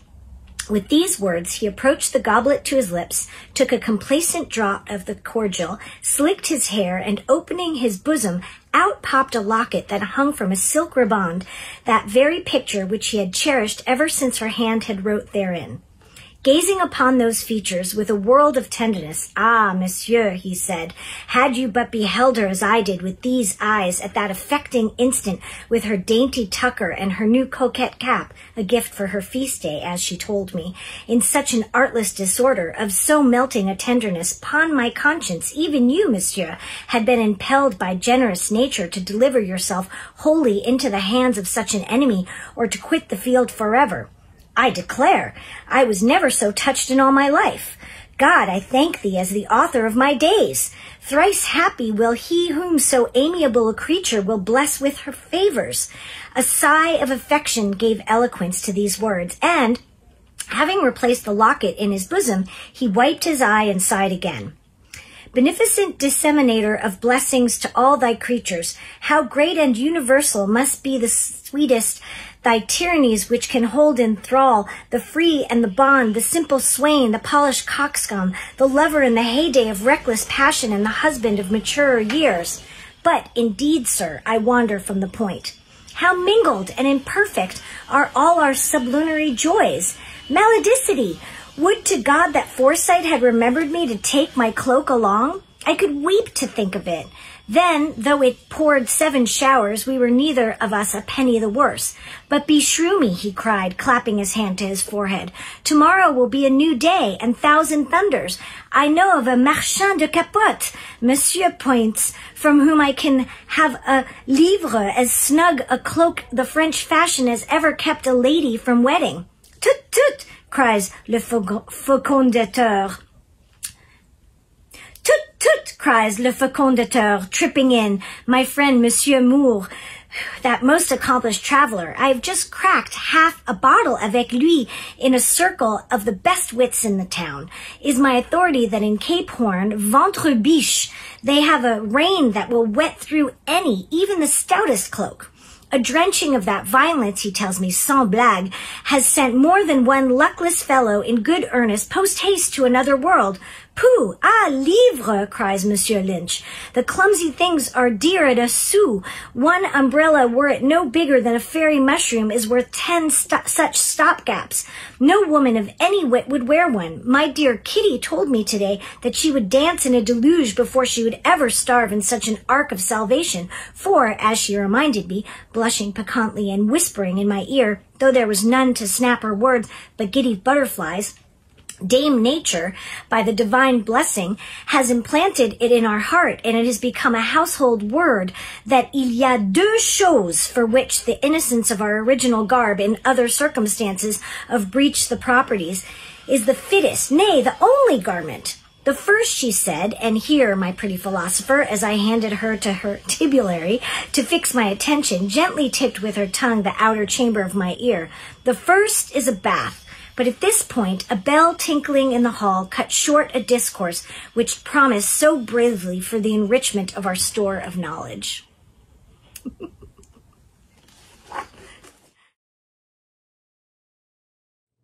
I'm Eric Butterbaugh from Pittsburgh, PA, and I am reading from my undergraduate copy of the Gabler edition. Amid the general vacant hilarity of the assembled, a bell rang, and while all were conjecturing what might be the cause, Miss Callan entered, and, having spoken a few words in a low tone to young Mr. Dickson, retired with a profound bow to the company. The presence, even for a moment, among a party of debauchees, of a woman endued with every quality of modesty, and not less severe than beautiful, refrained the humorous sallies even of the most licentious, but her departure was the signal for an outbreak of ribaldry. "Strike me silly," said Costello, a low fellow who was fuddled, "a monstrous, fine bit of cow flesh. I'll be sworn she has rendezvoused you." "What? You dog. Have you a way with them?" "Gad's bud, immensely so," said Mr. Lynch. "The bedside manner it is that they use at the Mater Hospice. Dem, does not Dr. O'Gargle chuck the nuns there under the chin? As I look to be saved, I had it from my Kitty, who has been war-maid there any time these 7 months."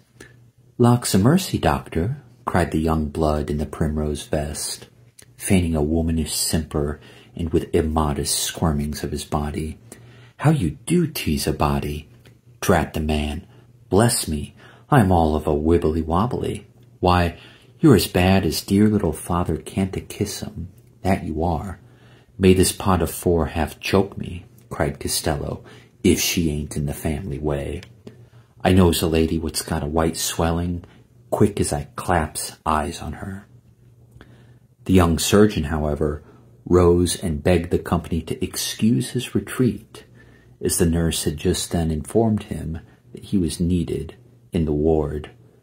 Merciful Providence had been pleased to put a period to the sufferings of the lady who was enceinte, which she had borne with a laudable fortitude, and she had given birth to a bouncing boy. "I want patience," said he, "with those who, without wit to enliven or learning to instruct, revile an ennobling profession which, saving the reverence due to the deity, is the greatest power for happiness upon the earth. I am positive when I say that if need were, I could produce a cloud of witnesses to the excellence of her noble exercitations, which, so far from being a byword, should be a glorious incentive in the human breast. I cannot away with them. What? Beline such an one, the amiable Miss Callan, who is the lustre of her own sex and the astonishment of ours, and at an instant the most momentous that can befall a puny child of clay? Perish the thought. I shudder to think of the future of a race where the seeds of such malice have been sown, and where no right reverence is rendered to mother and maid in the house of Horn. Having delivered himself of this rebuke, he saluted those present on the by, and repaired to the door. A murmur of approval arose from all, and some were for ejecting the low soaker without more ado, a design which would have been effected, nor would he have received more than his bare deserts, had he not abridged his transgression by affirming with a horrid imprecation, for he swore with a round hand, that he was as good a son of the true fold as ever drew breath. "Stat my vitals," said he, "them was always the sentiments of honest Frank Costello, which I was bred up most particular to honour thy father and thy mother, that had the best hand to a roly-poly or a hasty pudding as you ever see, what I always looks back on with a loving heart." To revert to Mr. Bloom, who, after his first entry, had been conscious of some impudent mocks which he, however, had borne with being the fruits of that age, upon which it is commonly charged that it knows not pity. The young sparks, it is true, were as full of extravagancies as overgrown children. The words of their tumultuary discussions were difficultly understood and not often nice. Their testiness and outrageous moe were such that his intellects resiled from, nor were they scrupulously sensible of the proprieties through their fund of strong animal spirits spoke in their behalf. But the word of Mr. Costello was an unwelcome language for him, for he nauseated the wretch that seemed to him a croupied creature of misshapen gabosity born out of wedlock and thrust like a crookback, teethed and feet first into the world, which was the dint of the surgeon's pliers in his skill, lent indeed a colour to, so as it put him in the thought of that missing link of creation's chain desiderated by the late ingenious Mr. Darwin. It was now for more than the middle span of our allotted years that he had passed through the thousand vicissitudes of existence, and being of a wary ascendancy and self a man of rare forecast, had enjoined his heart to repress all motions of a rising choler, and by intercepting them with the readiest precaution, foster within his breast that plenitude of sufferance which base minds jeer at, rash judges scorn, and all find tolerable and but tolerable. To those who create themselves wits at the cost of feminine delicacy, a habit of mind, which he never did hold with, to them he would concede neither to bear the name nor to herit the tradition of proper breeding. While for such that, having lost all forbearance, can lose no more, there remained the sharp antidote of experience to cause their insolency to be a precipitate and glorious retreat. Not but what he could feel with meddlesome youth, which, caring not for the mouths of dotards and the gruntlings of the severe, is ever, as the chaste fancy of the holy writer expresses it, for eating of the tree forbid it yet, not so far forth as to pretermit humanity upon any condition soever towards a gentlewoman when she was about her lawful occasions. To conclude, while from the sister's words he had reckoned upon a speedy delivery, he was, however, it must be owned, not a little alleviated by the intelligence that the issue so auspicated after an ordeal of such duress now testified once more to the mercy as well as the bounty of the Supreme Being. Hi, it's Emma Froelich-Shea, reading from New York City. Accordingly, he broke his mind to his neighbor, saying that, to express his notion of the thing, his opinion, who ought not, perchance, to express one, was that one must have a cold constitution and a frigid genius not to be rejoiced by this freshest news of the fruition of her confinement, since she had been in such pain through no fault of hers. The dressy young blade said it was her husband's that put her in that expectation, or at least it ought to be, unless she were another Ephesian matron. "I must acquaint you," said Mr. Cruthers, clapping on the table so as to evoke a resonant comment of emphasis. Old Glory Hallelurum was round again today, an elderly man with Dundreary's, preferring through his nose a request to have a word of Wilhelmina, my life, as he calls her. I bade him hold himself in readiness, for that the event would burst anon.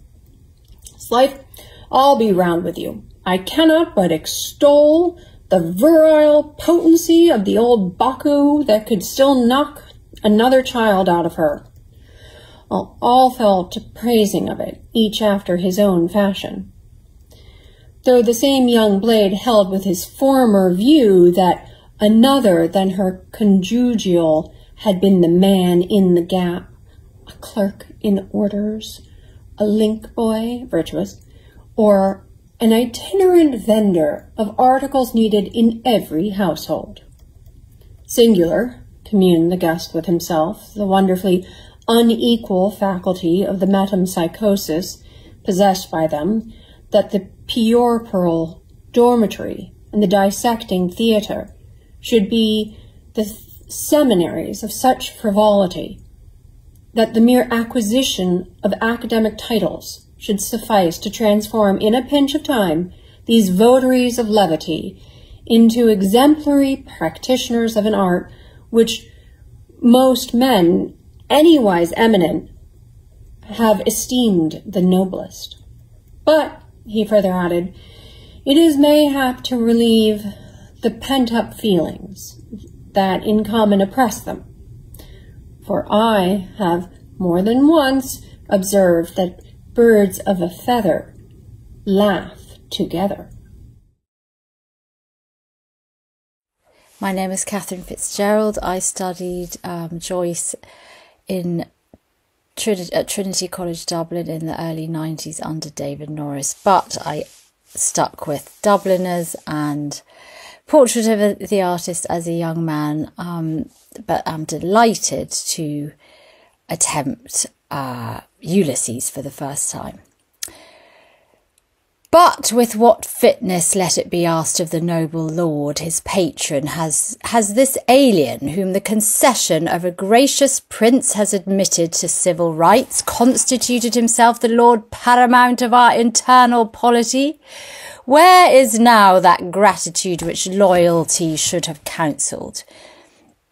During the recent war, whenever the enemy had a temporary advantage with his Granados, did this traitor to his kind not seize that moment to discharge his peace against the empire, of which he is a tenant at will, while he trembled for the security of his 4%? Has he forgotten this, as he forgets all benefits received?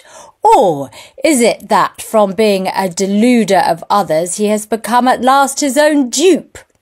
As he is, if report belie him not, his own and his only enjoyer. Far be it from candour to violate the bedchamber of a respectable lady, the daughter of a gallant major, or to cast the most distant reflections upon her virtue. But if he challenges attention there, as he was indeed highly his interest not to have done, then be it so. Unhappy woman she has been too long, and too persistently denied her legitimate prerogative to listen to his objurgations with any other feeling than the derision of the desperate. He says this, a censor of morals, a very pelican in his piety, who did not scruple, oblivious of the ties of nature, to attempt illicit intercourse with a female domestic drawn from the lowest strata of society. Nay, had the hussy's scouring brush not been her tutelary angel, it had gone with her as hard as with Hagar the Egyptian. In the question of the grazing lands, his peevish asperity is notorious, and in Mr. Cuff's hearing brought upon him from an indignant rancher a scathing retort, couched in terms as straightforward as they were bucolic. It ill becomes him to preach that gospel. Has he not nearer home a seed field that lies fallow for the want of a ploughshare? A habit reprehensible at puberty is second nature and an opprobrium in middle life. If he must dispense his balm of Gilead in nostrums and apothegms of dubious taste to restore to health a generation of unfledged profligates, let his practice consist better with the doctrines that now engross him. His marital breast is the repository of secrets which decorum is reluctant to adduce. The lewd suggestions of some faded beauty may console him for a consort neglected and debauched, but this new exponent of morals and healer of ills is at its best an exotic tree which, when rooted in its native orient, throve and flourished and was abundant in balm, but, transported to a clime more temperate, Its roots have lost their quondam vigour, while the stuff that comes away, it is stagnant, acid, and inoperative. Greetings again. This is Richard Uphoff from Arizona, reading another passage from episode 14. The news was imparted with a circumspection recalling the ceremonial usages of the Sublime Porte by the second female infirmarian to the junior medical officer in residence, who in his turn announced to the delegation that an heir had been born. When he had betaken himself to the women's apartment to assist at the prescribed ceremony of the afterbirth in the presence of the Secretary of State for Domestic Affairs and the members of the Privy Council, silent in unanimous exhaustion and approbation, the delegates, chafing under the length and solemnity of their vigil, and hoping that the joyful occurrence would palliate a license which the simultaneous absence of Abigail and officer rendered the easier, broke out at once into a strife of tongues. In vain, the voice of Mr. Canvasser Bloom was heard endeavoring to urge, to mollify, to restrain. The moment was too propitious for the display of that discursiveness which seemed the only band of union among tempers so divergent. Every phase of the situation was successfully eviscerated. The prenatal repugnance of uterine brothers, the caesarean section, posthumity with respect to the father, and that rarer form with respect to the mother, the fratricidal case known as the child's murder, and rendered memorable by the impassioned plea of Mr. Advocate Bush, which secured the acquittal of the wrongfully accused, the rights of primogeniture, and King's bounty touching twins and triplets, miscarriages and infanticides, simulated and dissimulated, a cardiac fetus in fetu, a prosopia due to a congestion, the abpegnatia of certain chinless Chinamen cited by Mr. Candidate Mulligan, in consequence of defective reunion of the maxillary knobs along the medial lines so that, as he said, one ear could hear what the other spoke.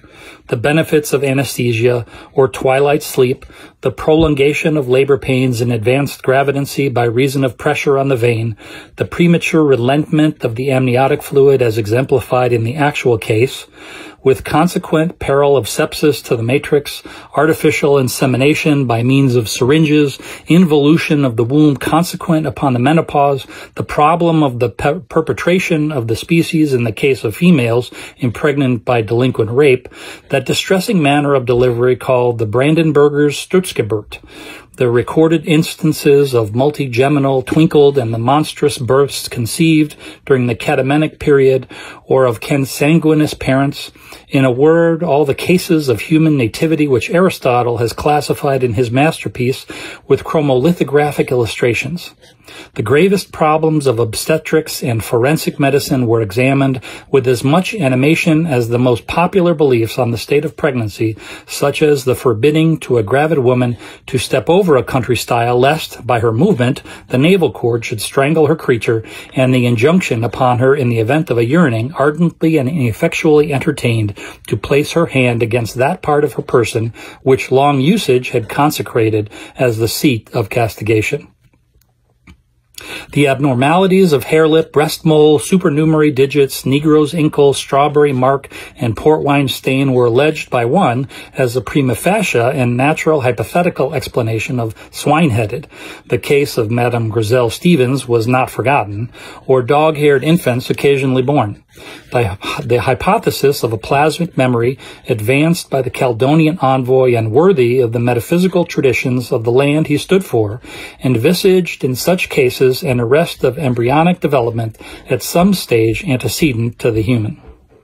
An outlandish delegate sustained against both these views with such heat as almost carried conviction the theory of copulation between women and the males of brutes, his authority being his own avouchment in support of fables such as that of the Minotaur, which the genius of the elegant Latin poet has handed down to us in the pages of his Metamorphoses. The impression made by his words was immediate but short-lived. It was effaced as easily as it had been evoked by an elocution from Mr. Candidate Mulligan in that vein of pleasantry which none better than he knew how to effect, postulating as the supremest object of desire a nice, clean old man. Contemporaneously, a heated argument having arisen between Mr. Delegate Madden and Mr. Candidate Lynch regarding the juridical and theological dilemma in the event of one Siamese twin predeceasing the other, the difficulty by mutual consent was referred to Mr. Canvasser Bloom for instant submittal to Mr. Coadjutor Deacon Daedalus. Hitherto silent, whether the better to show by preternatural gravity that curious dignity of the garb with which he was invested, or in obedience to an inward voice, he delivered, briefly, with, and as some thought perfunctorily, the ecclesiastical ordinance forbidding man to put asunder what God has joined. Hi, my name is Dave Rawson, and I live in Los Angeles. But Malachias' tale began to freeze them with horror. He conjured up the scene before them. The secret panel beside the chimney slid back, and in the recess appeared Haines. Which of us did not feel his flesh creep? He had a portfolio full of Celtic literature in one hand, and in the other a vial marked poison. Surprise, horror, loathing were depicted on all faces while he eyed them with a ghastly grin. I anticipated some such reception, he began with an eldritch laugh, for which, it seems, history is to blame. Yes, it is true. I am the murderer of Samuel Childs. And how I am punished! The inferno has no terrors for me. This is the appearance is on me. Tear in ages, what way would I be resting at all, he muttered thickly. And I tramping Dublin this while back, with my share of songs, and himself after me, like the Solth or Bulwarus. My hell, and Ireland's, is in this life. It is what I tried to obliterate my crime. Distractions, rook shooting, the earth's language, he recited some. Laudanum, he raised the vial to his lips, camping out. In vain, his spectre stalks me. Dope is my only hope. Ah, destruction, the Black Panther. With a cry, he suddenly vanished, and the panel slid back. An instant later, his head appeared in the door opposite and said, "Meet me at Westland Row Station at 11:10. He was gone. Tears gushed from the eyes of the dissipated host. The seer raised his hand to heaven, murmuring, "The vendetta of Mannanon." The sage repeated, "Lex talionis." The sentimentalist is he who would enjoy without incurring the immense debtorship for a thing done.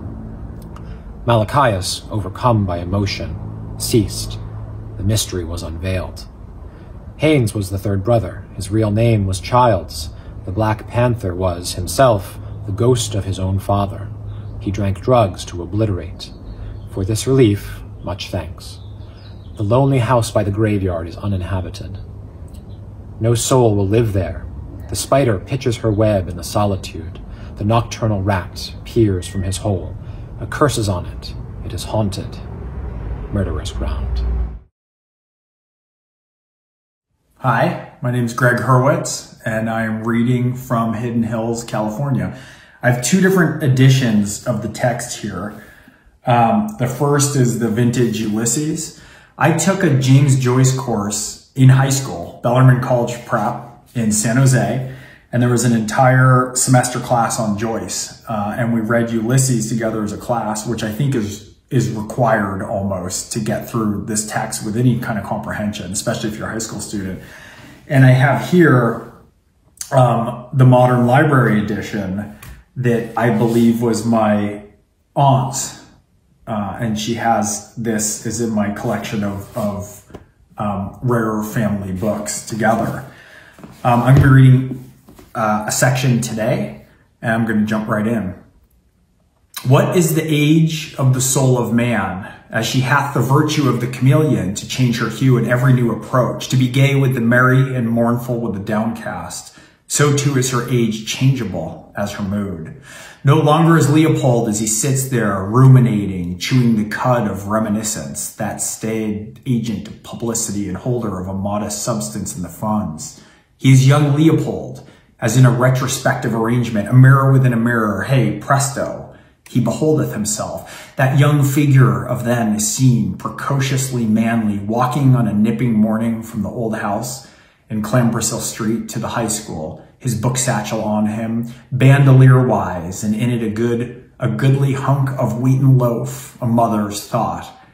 Or it is the same figure a year or so gone over, in his first hard hat. Ah, that was a day. Already on the road, a full-fledged traveler for the family firm, equipped with an order book, a scented handkerchief, not for show only.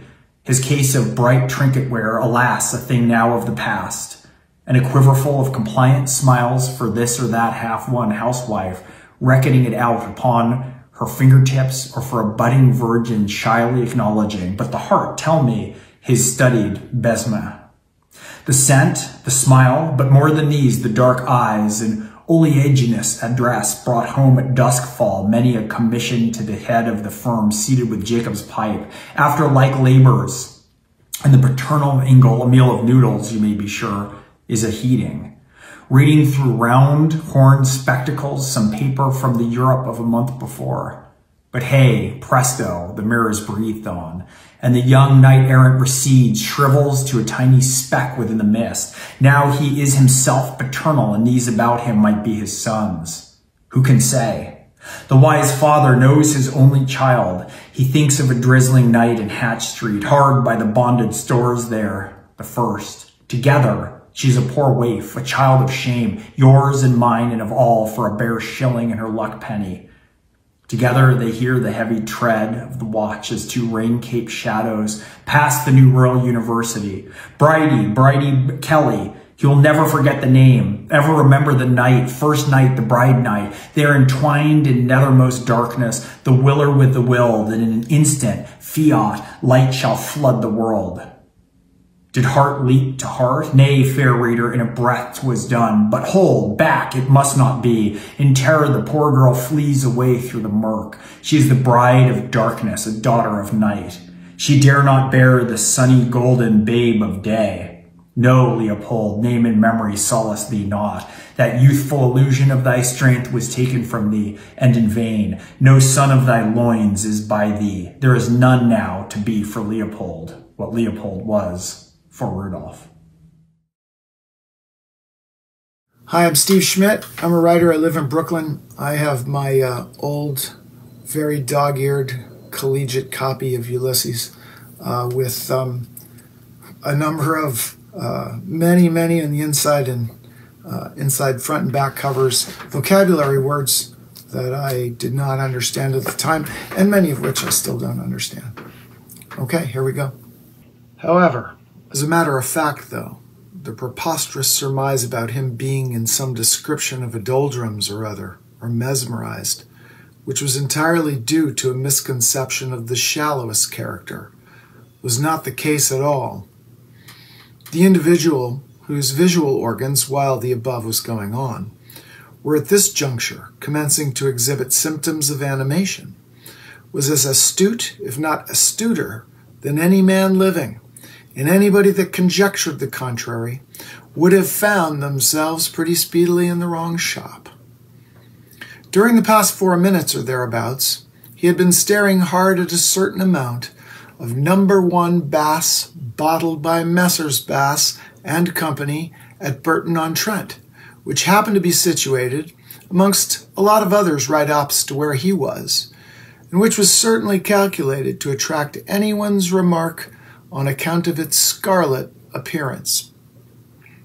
He was simply and solely, as it subsequently transpired for reasons best known to himself, which put quite an altogether different complexion on the proceedings, after the moment before his observations about boyhood days and the turf, recollecting 2 or 3 private transactions of his own, which the other 2 were as mutually innocent of as the babe unborn. Eventually, however, both their eyes met, and as soon as it began to dawn on him that the other was endeavoring to help himself to the thing, he involuntarily determined to help himself, and so he accordingly took hold of the medium-sized glass recipient which contained the fluid sought after, and made a capacious hole in it by pouring a lot of it out, with also at the same time, however, a considerable degree of attentiveness, in order not to upset any of the beer that was in it about the place. The debate which ensued was in its scope and progress an epitome of the course of life. Neither place nor council was lacking in dignity. The debaters were the keenest in the land, the theme they were engaged on the loftiest and most vital. The high hall of Horn's house had never beheld an assembly so representative and so varied, nor had the old rafters of that establishment ever listened to a language so encyclopedic. A gallant scene in truth it made. Crothers was there at the foot of the table in his striking Highland garb, his face glowing from the briny airs of the Mull of Galloway. There, too, opposite to him was Lynch, whose countenance bore already the stigmata of early depravity and premature wisdom. Next, the Scotchman was the place assigned to Costello, the eccentric, while at his side was seated in stolid repose the squat form of Madden. The chair of the resident indeed stood vacant before the hearth, but on either flank of it the figure of Bannon, an explorer's kit of tweed shorts and salted cowhide brogues, contrasted sharply with the primrose elegance and town-bred manners of Malachy Roland St. John Mulligan.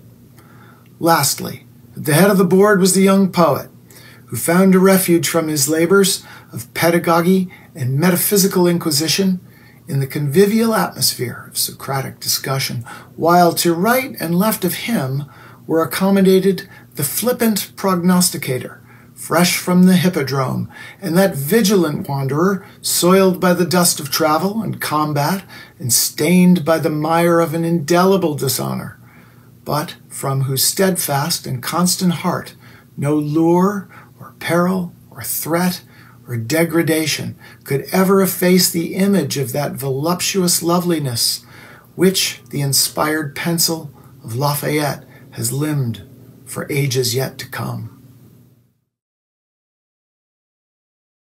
It had better be stated here and now at the outset that the perverted transcendentalism to which Mr. S. Dedalus, div. Scep.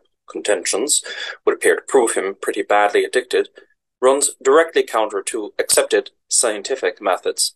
Science, it cannot be too often repeated, deals with tangible phenomena. The man of science, like the man in the street, has to face hard-headed facts that cannot be blinked and explain them as best he can.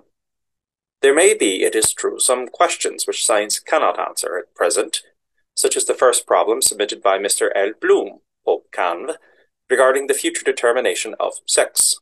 Must we accept the view of Empedocles of Trinacria that the right ovary, the postmenstrual period, assert others, is responsible for the birth of males? Or are the too long neglected spermatozoa or nemasperms the differentiating factors? Or is it, as most embryologists incline to opine, such as Culpeper, Spallanzani, Blumenbach, Lusk, Hertwig, Leopold, and Valenti, a mixture of both? This would be tantamount to a cooperation, one of nature's favourite devices, between the nisus formativis of the nemasperm on the one hand, and on the other a happily chosen position, succubitis felix of the passive element. The other problem raised by the same inquirer is scarcely less vital: infant mortality. It is interesting because, as he pertinently remarks, we are all born in the same way, but we all die in different ways. Mr. M. Mulligan, Hyde Huge Dock, blames the sanitary conditions in which our grey-lunged citizens contract adenoids, pulmonary complaints, etc., by inhaling the bacteria which lurk in dust. These factors, he alleges, and the revolting spectacles offered by our streets, hideous publicity posters, religious ministers of all denominations, mutilated soldiers and sailors, exposed scorbutic car drivers, the supined carcasses of dead animals, paranoiac bachelors, and unfructified duennas, these, he said, were accountable for any and every falling off in the calibre of the race.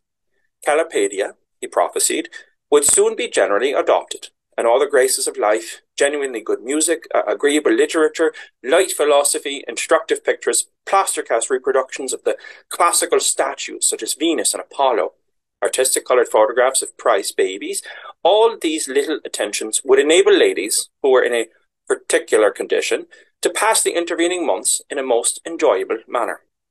Mr. J. Crotters, disc back, attributes some of these demises to abdominal trauma in the case of women workers subjected to heavy labours in the workshop and to marital discipline in the home, but by far the vast majority to neglect, private or official, culminating in the exposure of newborn infants, the practice of criminal abortion, or in the atrocious crime of infanticide. Although the former, we are thinking of neglect, is undoubtedly only too true the case he cites of nurses forgetting to count the sponges in the peritoneal cavity is too rare to be normative. In fact, when one comes to look into it, the wonder is that so many pregnancies and deliveries go off so well as they do, all things considered, and in spite of our human shortcomings, which often balk nature in her intentions. An ingenious suggestion is that thrown out by Mr. V. Lynch back at Rith, that both natality and mortality, as well as all other phenomena of evolution, tidal movements, lunar phases, blood temperatures, diseases in general, everything, in fine, in nature's vast workshop, from the extinction of some remote sun to the blossoming of one of the countless flowers which beautify our public parks, is subject to a law of numeration as yet unascertained. Still, the plain, straightforward question why a child of normally healthy parents, and seemingly a healthy child, and properly looked after, succumbs unaccountably in early childhood, though other children of the same marriage do not, must certainly, in the poet's words, give us pause. Nature, we may rest assured, has her own good and cogent reasons for whatever she does, and in all probability such deaths are due to some law of anticipation, by which organisms in which morbus germs have taken up their residence. Modern science has conclusively shown that only the plasmic substance can be said to be immortal, tend to disappear at an increasingly earlier stage of development, an arrangement which, though productive of pain to some of our feelings, notably the maternal, is nevertheless, some of us think, in the long run beneficial to the race in general, in securing thereby the survival of the fittest. Mr. S. Dedalus' Divskep remark, or should it be called an interruption, that an omnivorous being which can masticate, deglute, digest, and apparently pass through the ordinary channel with pluter-perfect imperturbability such multifarious ailments as cancrenous famouls emaciated by parturition, corpulent professional gentlemen, not to speak of jaundiced politicians and chlorotic nuns, might possibly find gastric relief in an innocent collation of staggering Bob, reveals, as naught else could, and in a very unsavoury light, the tendency above alluded to. For the enlightenment of those who are not so intimately acquainted with the minutiae of the municipal abattoir as this morbid-minded aesthete and embryo philosopher, who, for all his overweening bumptiousness in things scientific, can scarcely distinguish an acid from an alkali, prides himself on being, it should perhaps be stated that staggering Bob, in the vile parlance of our lower-class licensed victuallers, signifies the cookable and eatable flesh of a calf newly dropped from its mother. In a recent public controversy with Mr. L. Bloom, Pope Calv, which took place in the Commons Hall of the National Maternity Hospital, 2930 and 31 Olive Street, of which, as is well known, Dr. A. Horn, lice in midwife, FKQ CPI, is the able and popular master, he is reported by eyewitnesses as having stated that once a woman has let the cat into the bag, an aesthetic allusion presumably to one of the most complicated and marvellous of all nature's processes, the act of sexual congress, she must let it out again, or give it life, as he phrased it, to save her own. At the risk of her own was the telling rejoinder of his interlocutor, none the less effective for the moderate and measured tone in which it was delivered. My name is Zach Bos. I'm recording this at Boston University, and this has been a passage from The Oxen of the Sun. Hi, I'm Adam Dodway, reading from New York City. Meanwhile, the skill and patience of the physician had brought about a happy accouchement. It had been a weary, weary while both for patient and doctor. All that surgical skill could do was done, and the brave woman had manfully helped. She had fought the good fight, and now she was very, very happy. Those who have passed on, who have gone before, are happy too as they gaze down and smile upon the touching scene, reverently look at her as she reclines there with the mother light in her eyes, that longing hunger for baby fingers, a pretty sight it is to see, in the first bloom of her new motherhood, breathing a silent prayer of thanksgiving to one above, the universal husband. And as her loving eyes behold her babe, she wishes only one blessing more, to have her dear Dodie there with her to share her joy, to lay in his arms that mite of God's clay, the fruit of their lawful embraces.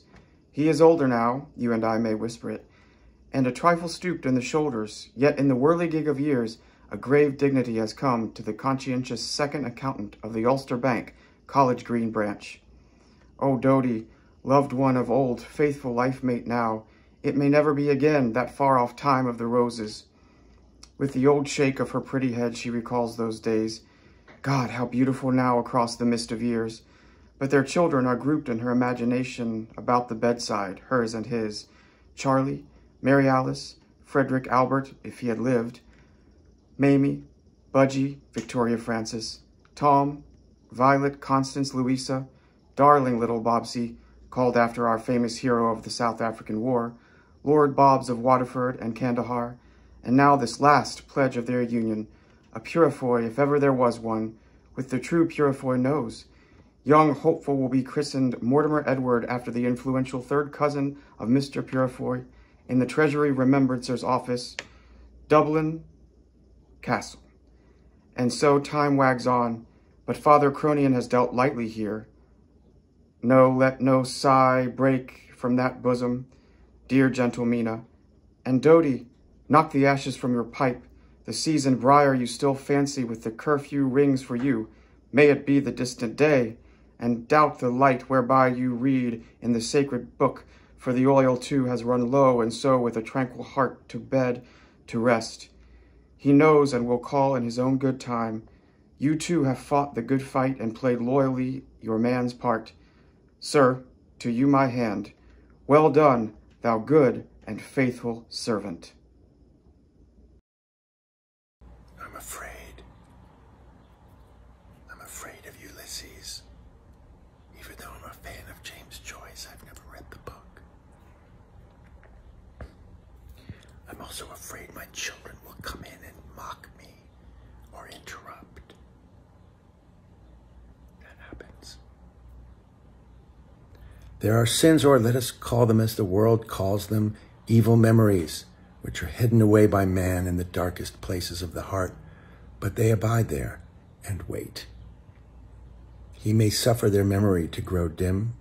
Let them be as though they had not been, and all but persuade himself that they were not, or at least were otherwise.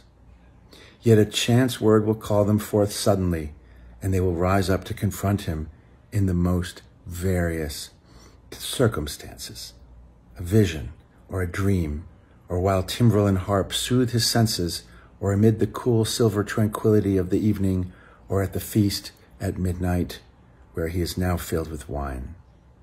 Not to insult over him will the vision come, as over one that lies under her wrath, not for vengeance to cut him off from the living, but shrouded in the piteous vesture of the past, silent, remote, reproachful.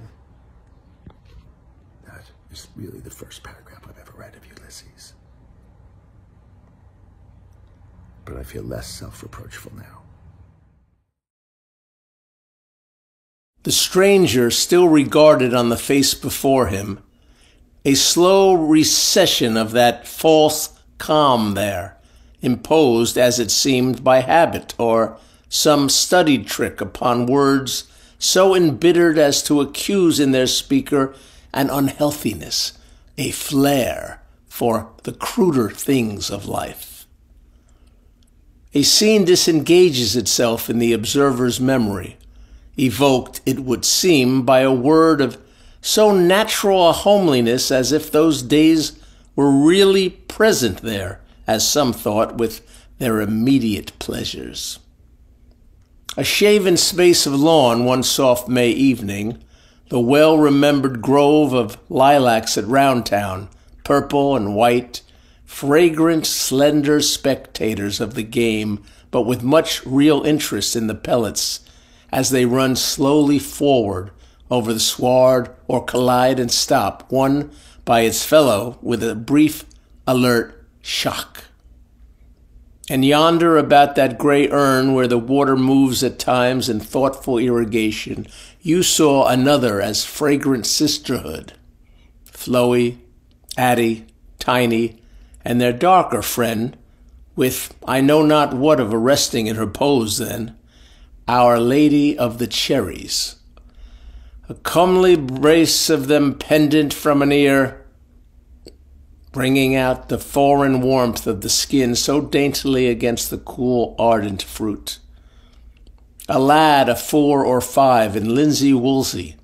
Blossom time, but there will be cheer in the kindly hearth when ere long the bowls are gathered and hutched, is standing on the urn, secured by that circle of girlish, fond hands.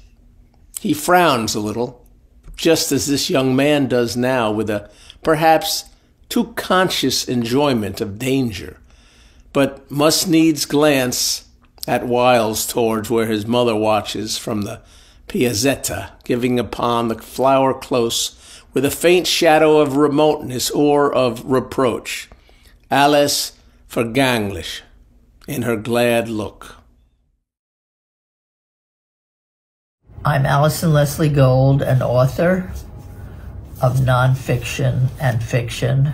I'm presently almost a hermit on the 12th floor in New York City. I'm best known for work related to the Holocaust and the world of Anne Frank. But I've occasionally dallied with experimental fiction, as I did with my novel, Clairvoyant, The Imagined Life of Lucia Joyce. Mm-hmm. In doing so, I spent several years immersed in Joyce's world, visiting gravesides, mental hospitals, picking through archives. Though I'm more at home in Joyce's world than in his work, I'm pleased to be part of this chain link reading. I'm going to read from section 14, Oxen in the Sun.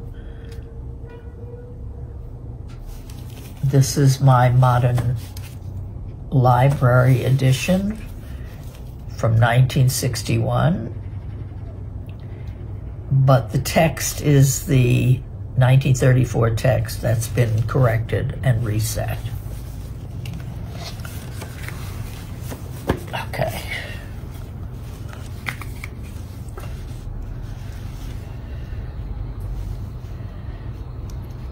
Mark this farther and remember, the end comes suddenly. Enter that antechamber of birth where the studious are assembled, and note their faces. Nothing, as it seems, there of rash or violent.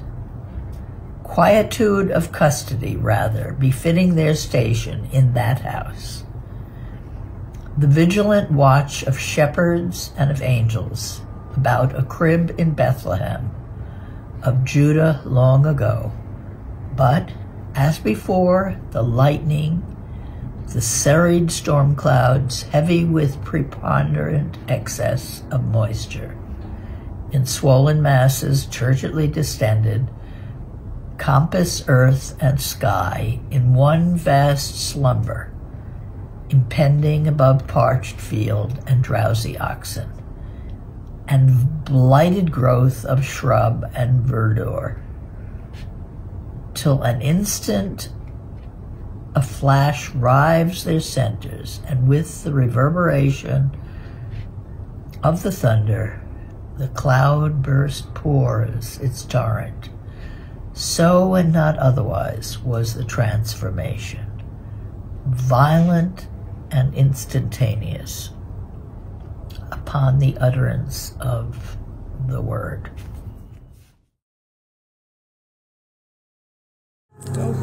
Bergs, perhaps he of the landed gentry. Out flings my Lord Stephen, giving the cry, and a tag, and a bobtail, of all them after, cockerel, jackanapes, welsher, pill doctor, punctual Bloom at heels with the universal grabbing and headgear, ash plants at bilboes, Panama hats and scabbards, Zermatt alpenstocks and whatnot, a dead ale of lusty youth, noble every student there. Nurse Callan taken aback in the hallway cannot stay them, nor smiling surgeon coming downstairs with news of placentation ended, a full pound if a milligram. They hark him on, the door, It is open? Ha! They are out tumultuously, off for a minute's race, all bravely legging it. Burks, Denzil, and holds their ulterior goal. Dixon follows, giving them sharp language, but raps out an oath, he too, and on. Bloom stays with nurse, the thought to send a kind word to happy mother and nursling up there. Doctor diet and doctor quiet. Looks she too not other now? Bored of watching in Horn's house, has told its tale in that washed-out pallor. Then all being gone, a glance of mother wit helping, he whispers close in, going, Madam, when come the stork bird for thee? The air without is impregnated with rain-dew moisture, life essence celestial, glistening on Dublin stone there under rain-shiny ceiling. God's air, the All-Father's air, scintillant, circumambient, Cecil air. Breathe it deep into thee. By heaven, Theodore Purifoy, thou hast done a doughty deed, and no botch. Thou art, I vow, the remarkablest progenitor, barring none in this chaffering, all-including, most farraginous chronicle. Astounding! In her lay a God-framed, God-given preformed possibility which thou hast fructified with thy modicum of man's work. Cleave to her, serve, toil on, labor like a very band dog, and let scholarment and all Malthusiasts go hang. Thou art all their daddies, Theodore, art drooping under thy load, bemoiled with butcher's bills and ingots, not thine, in the counting house. Head up, for every new begotten thou shalt gather thy homer or ripe wheat. See, thy fleece is drenched. Dost envy Darby Dolman there with his Joan? A canting jay and a room-eyed cur-dog is all their progeny. For shall I tell thee, he is a mule, a dead gasperopod. Violent, vim, without stamina, not worth a cracked kreutzer. Copulation without population. No, say I, Herod's slaughter of the innocents were the truer names. Vegetables, forsooth, and sterile cohabitation. Give her beefsteaks, red, raw, bleeding. She is a hoary pandemonium of ills, enlarged glands, mumps, quinsy, bunions, hay fever, bed sores, ringworm, floating kidney, Derbyshire necks, warts, bilious attacks, gallstones, cold feet, and varicose veins. A truce to threens and trentals and jeremies, and all such congenital defunctive music. 20 years of it. Regret them not.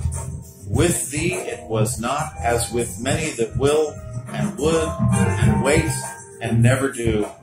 Thou sawest thy America, thy life task, and didst charge to cover like the transpontine bison. How saith Zarathustra? Deine Kuh trüb sei, melkest du, nun trinkst du die süße Milch des Beuters. Checks out. Cool. See?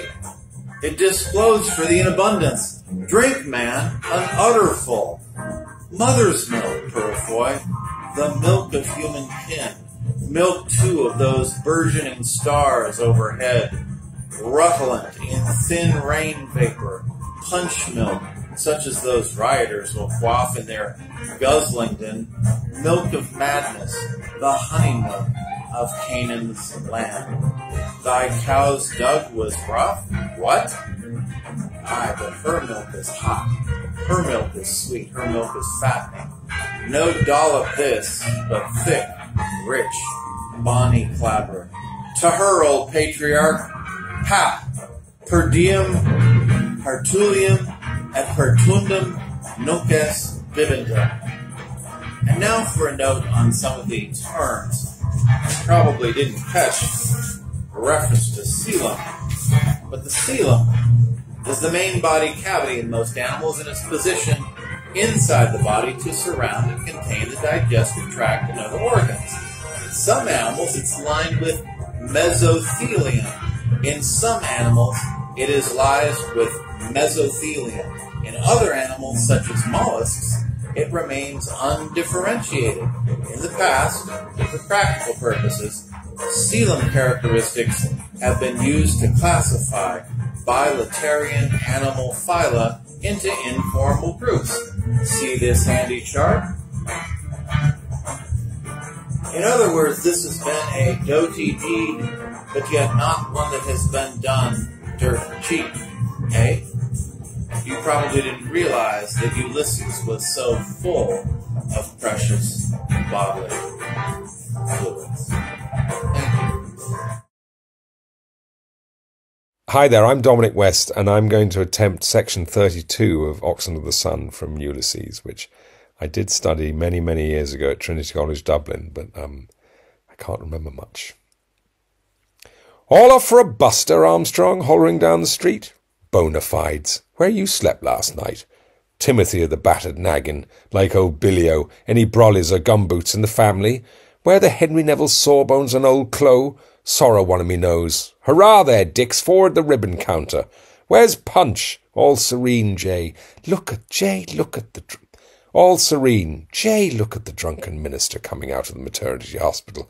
Benedicat vos omnipotens Deus, pater et filius. A make, mister! The Denzil Lane boys, hell blast you. Scoot! Right-o, Isaac, shove 'em out of the bleeding limelight. Yous join us, dear sir. No intrusion in life. Lou Heap, good man. All he's same of this bunch. En avant, mes enfants. Fire away, number one in the gun. Burks! Thence they advanced 5 parasangs. Slattery's mounted foot, where's that bleeding orpher?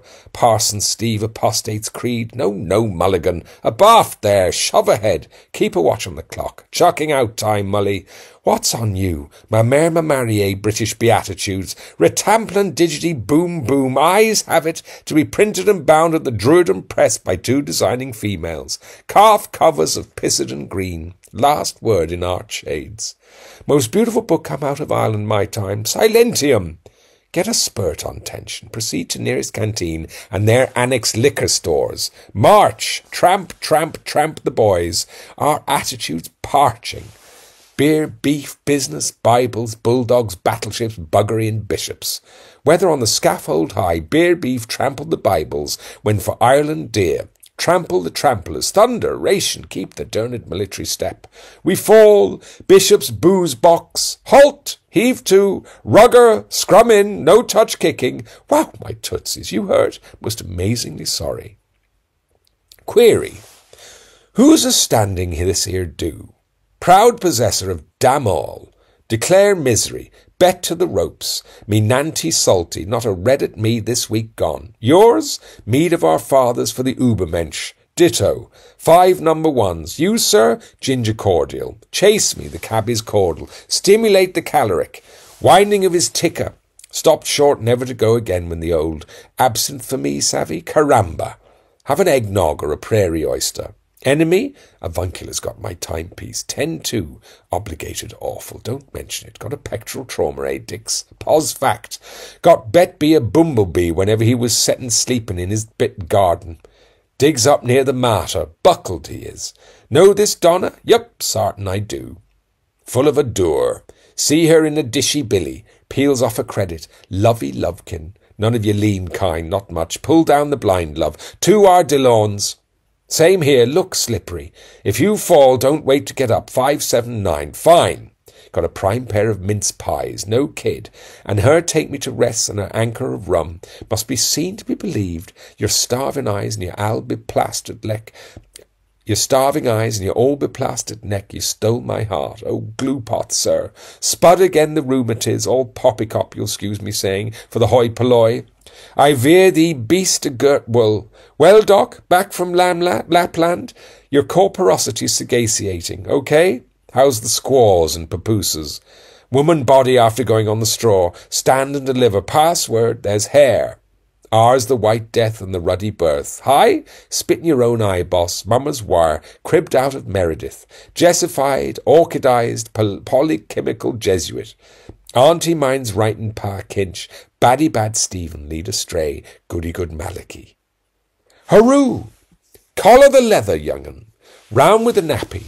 Here, Jock Braw I lent him your barley bee. Lang may your lum reek and your kale pot boil. My tipple, merci, here's to us. How's that? Leg before wicket, don't stain my brand new sittinghams. Give us a shake of pepper, you there. Catch a halt. Caraway seed to carry away. Twig? Shrieks of silence. Every cove to his gentry mort. Venus Pandemos, de petite femme. Bold bad girl from the town of Mullingar. Tell her I was axing at her. Hoarding Sarah by the Waim, on the road to Malahide. Me? If she who seduced me had left but the name. What do you want for ninepence? Macri, Macruskeen, smutty mull for a mattress jig, and a pull altogether. X! Waiting, governor? Most assiduously. Bet your boots on. Stunned like seeing us know how no shiners is a-comin'. Under constumble. Haven't got the clink at lip. Seed near £3 on a spell ago a said a war his'n. Us come right in your invite, see? Up to you, matey, out of the oof, 2 bar and a wing. You larn that go off of they day. Frenchy bilks? Won't wash here for nuts no how. Little chilly velly sorry. I's the cutest colour coon down our side. God's truth, Charlie. We are nae foo. We're nae foo. A reservoir mossu thanks you. 'Tis sure. What say in the speakeasy? Tight? I see you sure. Bantam 2 days TT. Bousing nout but Clare twine. Gone have a glint do. Gum I'm jiggered. And been to a barber ye have. Too full of words with a railway bloke. How come you so? Operate like? Rosa Castile, Rose of Cast. Police! Some H2O for a gent fainted. Look at Bantam's flowers, Gemini. He's going to holler. The colleen born, my colleen born. Oh, cheese, it shut his blurry Dutch oven with a firm hand. Had the winner today, till I tipped him a dead cert. The ruffin Cly, the nab of Stephen Hand, as give me the jade cob Pauline. He strike a telegram boy, paddock wire, big bus bass to the depot. Shove him a Joey and Graham eyes. Mare on form, hot order. Guinea to a goose gog. Tell a cram that, gospel true. Criminal diversion, I think that, yes, sure thing. Land him a chocky chokey. If the Harman Beck cop the game. Madden back, Madden's maddening back. Oh, lust, our refuge and our strength decamping. Must you go? Off to mammy. Stand by. Hide my blushes, someone. All in if he spots me. Come a-home, our bantam. Horivar, mong view. Dinna forget the cowslips for herself. Corn-fied. Why give you them cult? Pal to pal. Janek of John Thomas her spouse. No fake old man Leo. S'help me honest Injun. Shiver my timbers if I had. There's a great big holy friar. Vy for you know me tell. Well, I says, if that ain't a sheeny natches, well, I will get misha mishina. Through yer the Lord. Amen.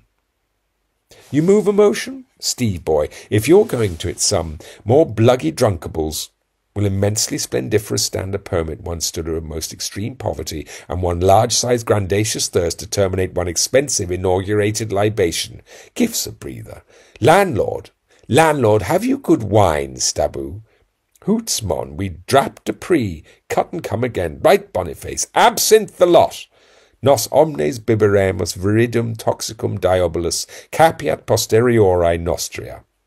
Closing time, gents. Eh? Rome booze for the Bloom toff. I hear you say onions. Blue? Cadges ads? Photos paply by all that's gorgeous. Play low, partner. Slide. Bonsoir, la compagnie. And snares of the pox fiend. Where's the buck and namby-amby? Skunked? Leg bail? Aweel, ye mourn, in gang your gates, checkmate, king to tower. Kind Christian, will you help, young man, whose friend tuck bungaloo key to find place where to lay crown off his head tonight? Crikey, I'm about sprung. Tarnally dog, gone my shins, if this bean't the bestest, puttiest long break yet. Item curate, couple of cookies for this child, cot's plud, and prandy pals none. Not a pint of sheeses. Thrust syphilis down to hell, and with him those other licensed spirits. Time!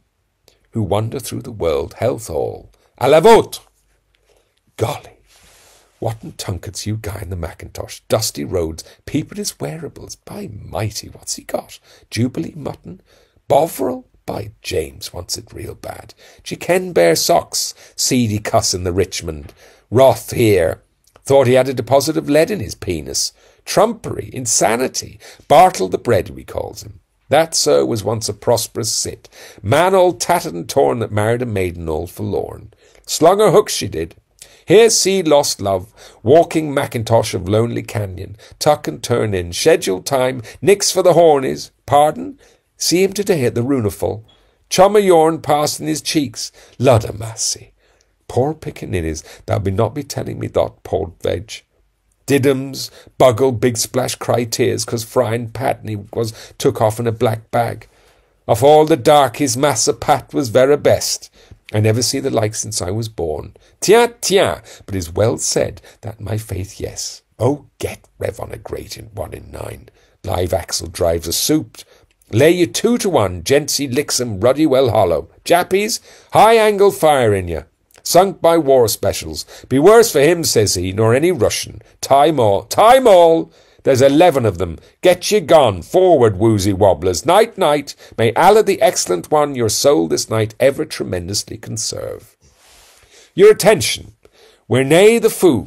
The least police dismisseth us. The least thalice. Where hawks tore the chap puking. Unwell in his abominable regions. Yucca, night, Mona, thy true love. Yuk, Mona, my own love. Ook! Hark! Shut your obstropolis. Flap, flap, blaze on. There she goes, brigade. Bout ship, Mount Street way. Cut up, flap, tally-ho. You're not come? Run, skelter race. Flap! Lynch! Hey? Sign on, long o' me. Denzil Lane this way. Change here for Bawdy House. We too, she said, will seek the kips where Shady Mary is. Righto, any old time. Laeta buntor in cubilibus suis. You coming long? Whisper who the sooty hell's the Johnny in the black duds. Hush! Sinned against the light, and even now that day is at hand when he shall come to judge the world by fire. Flap!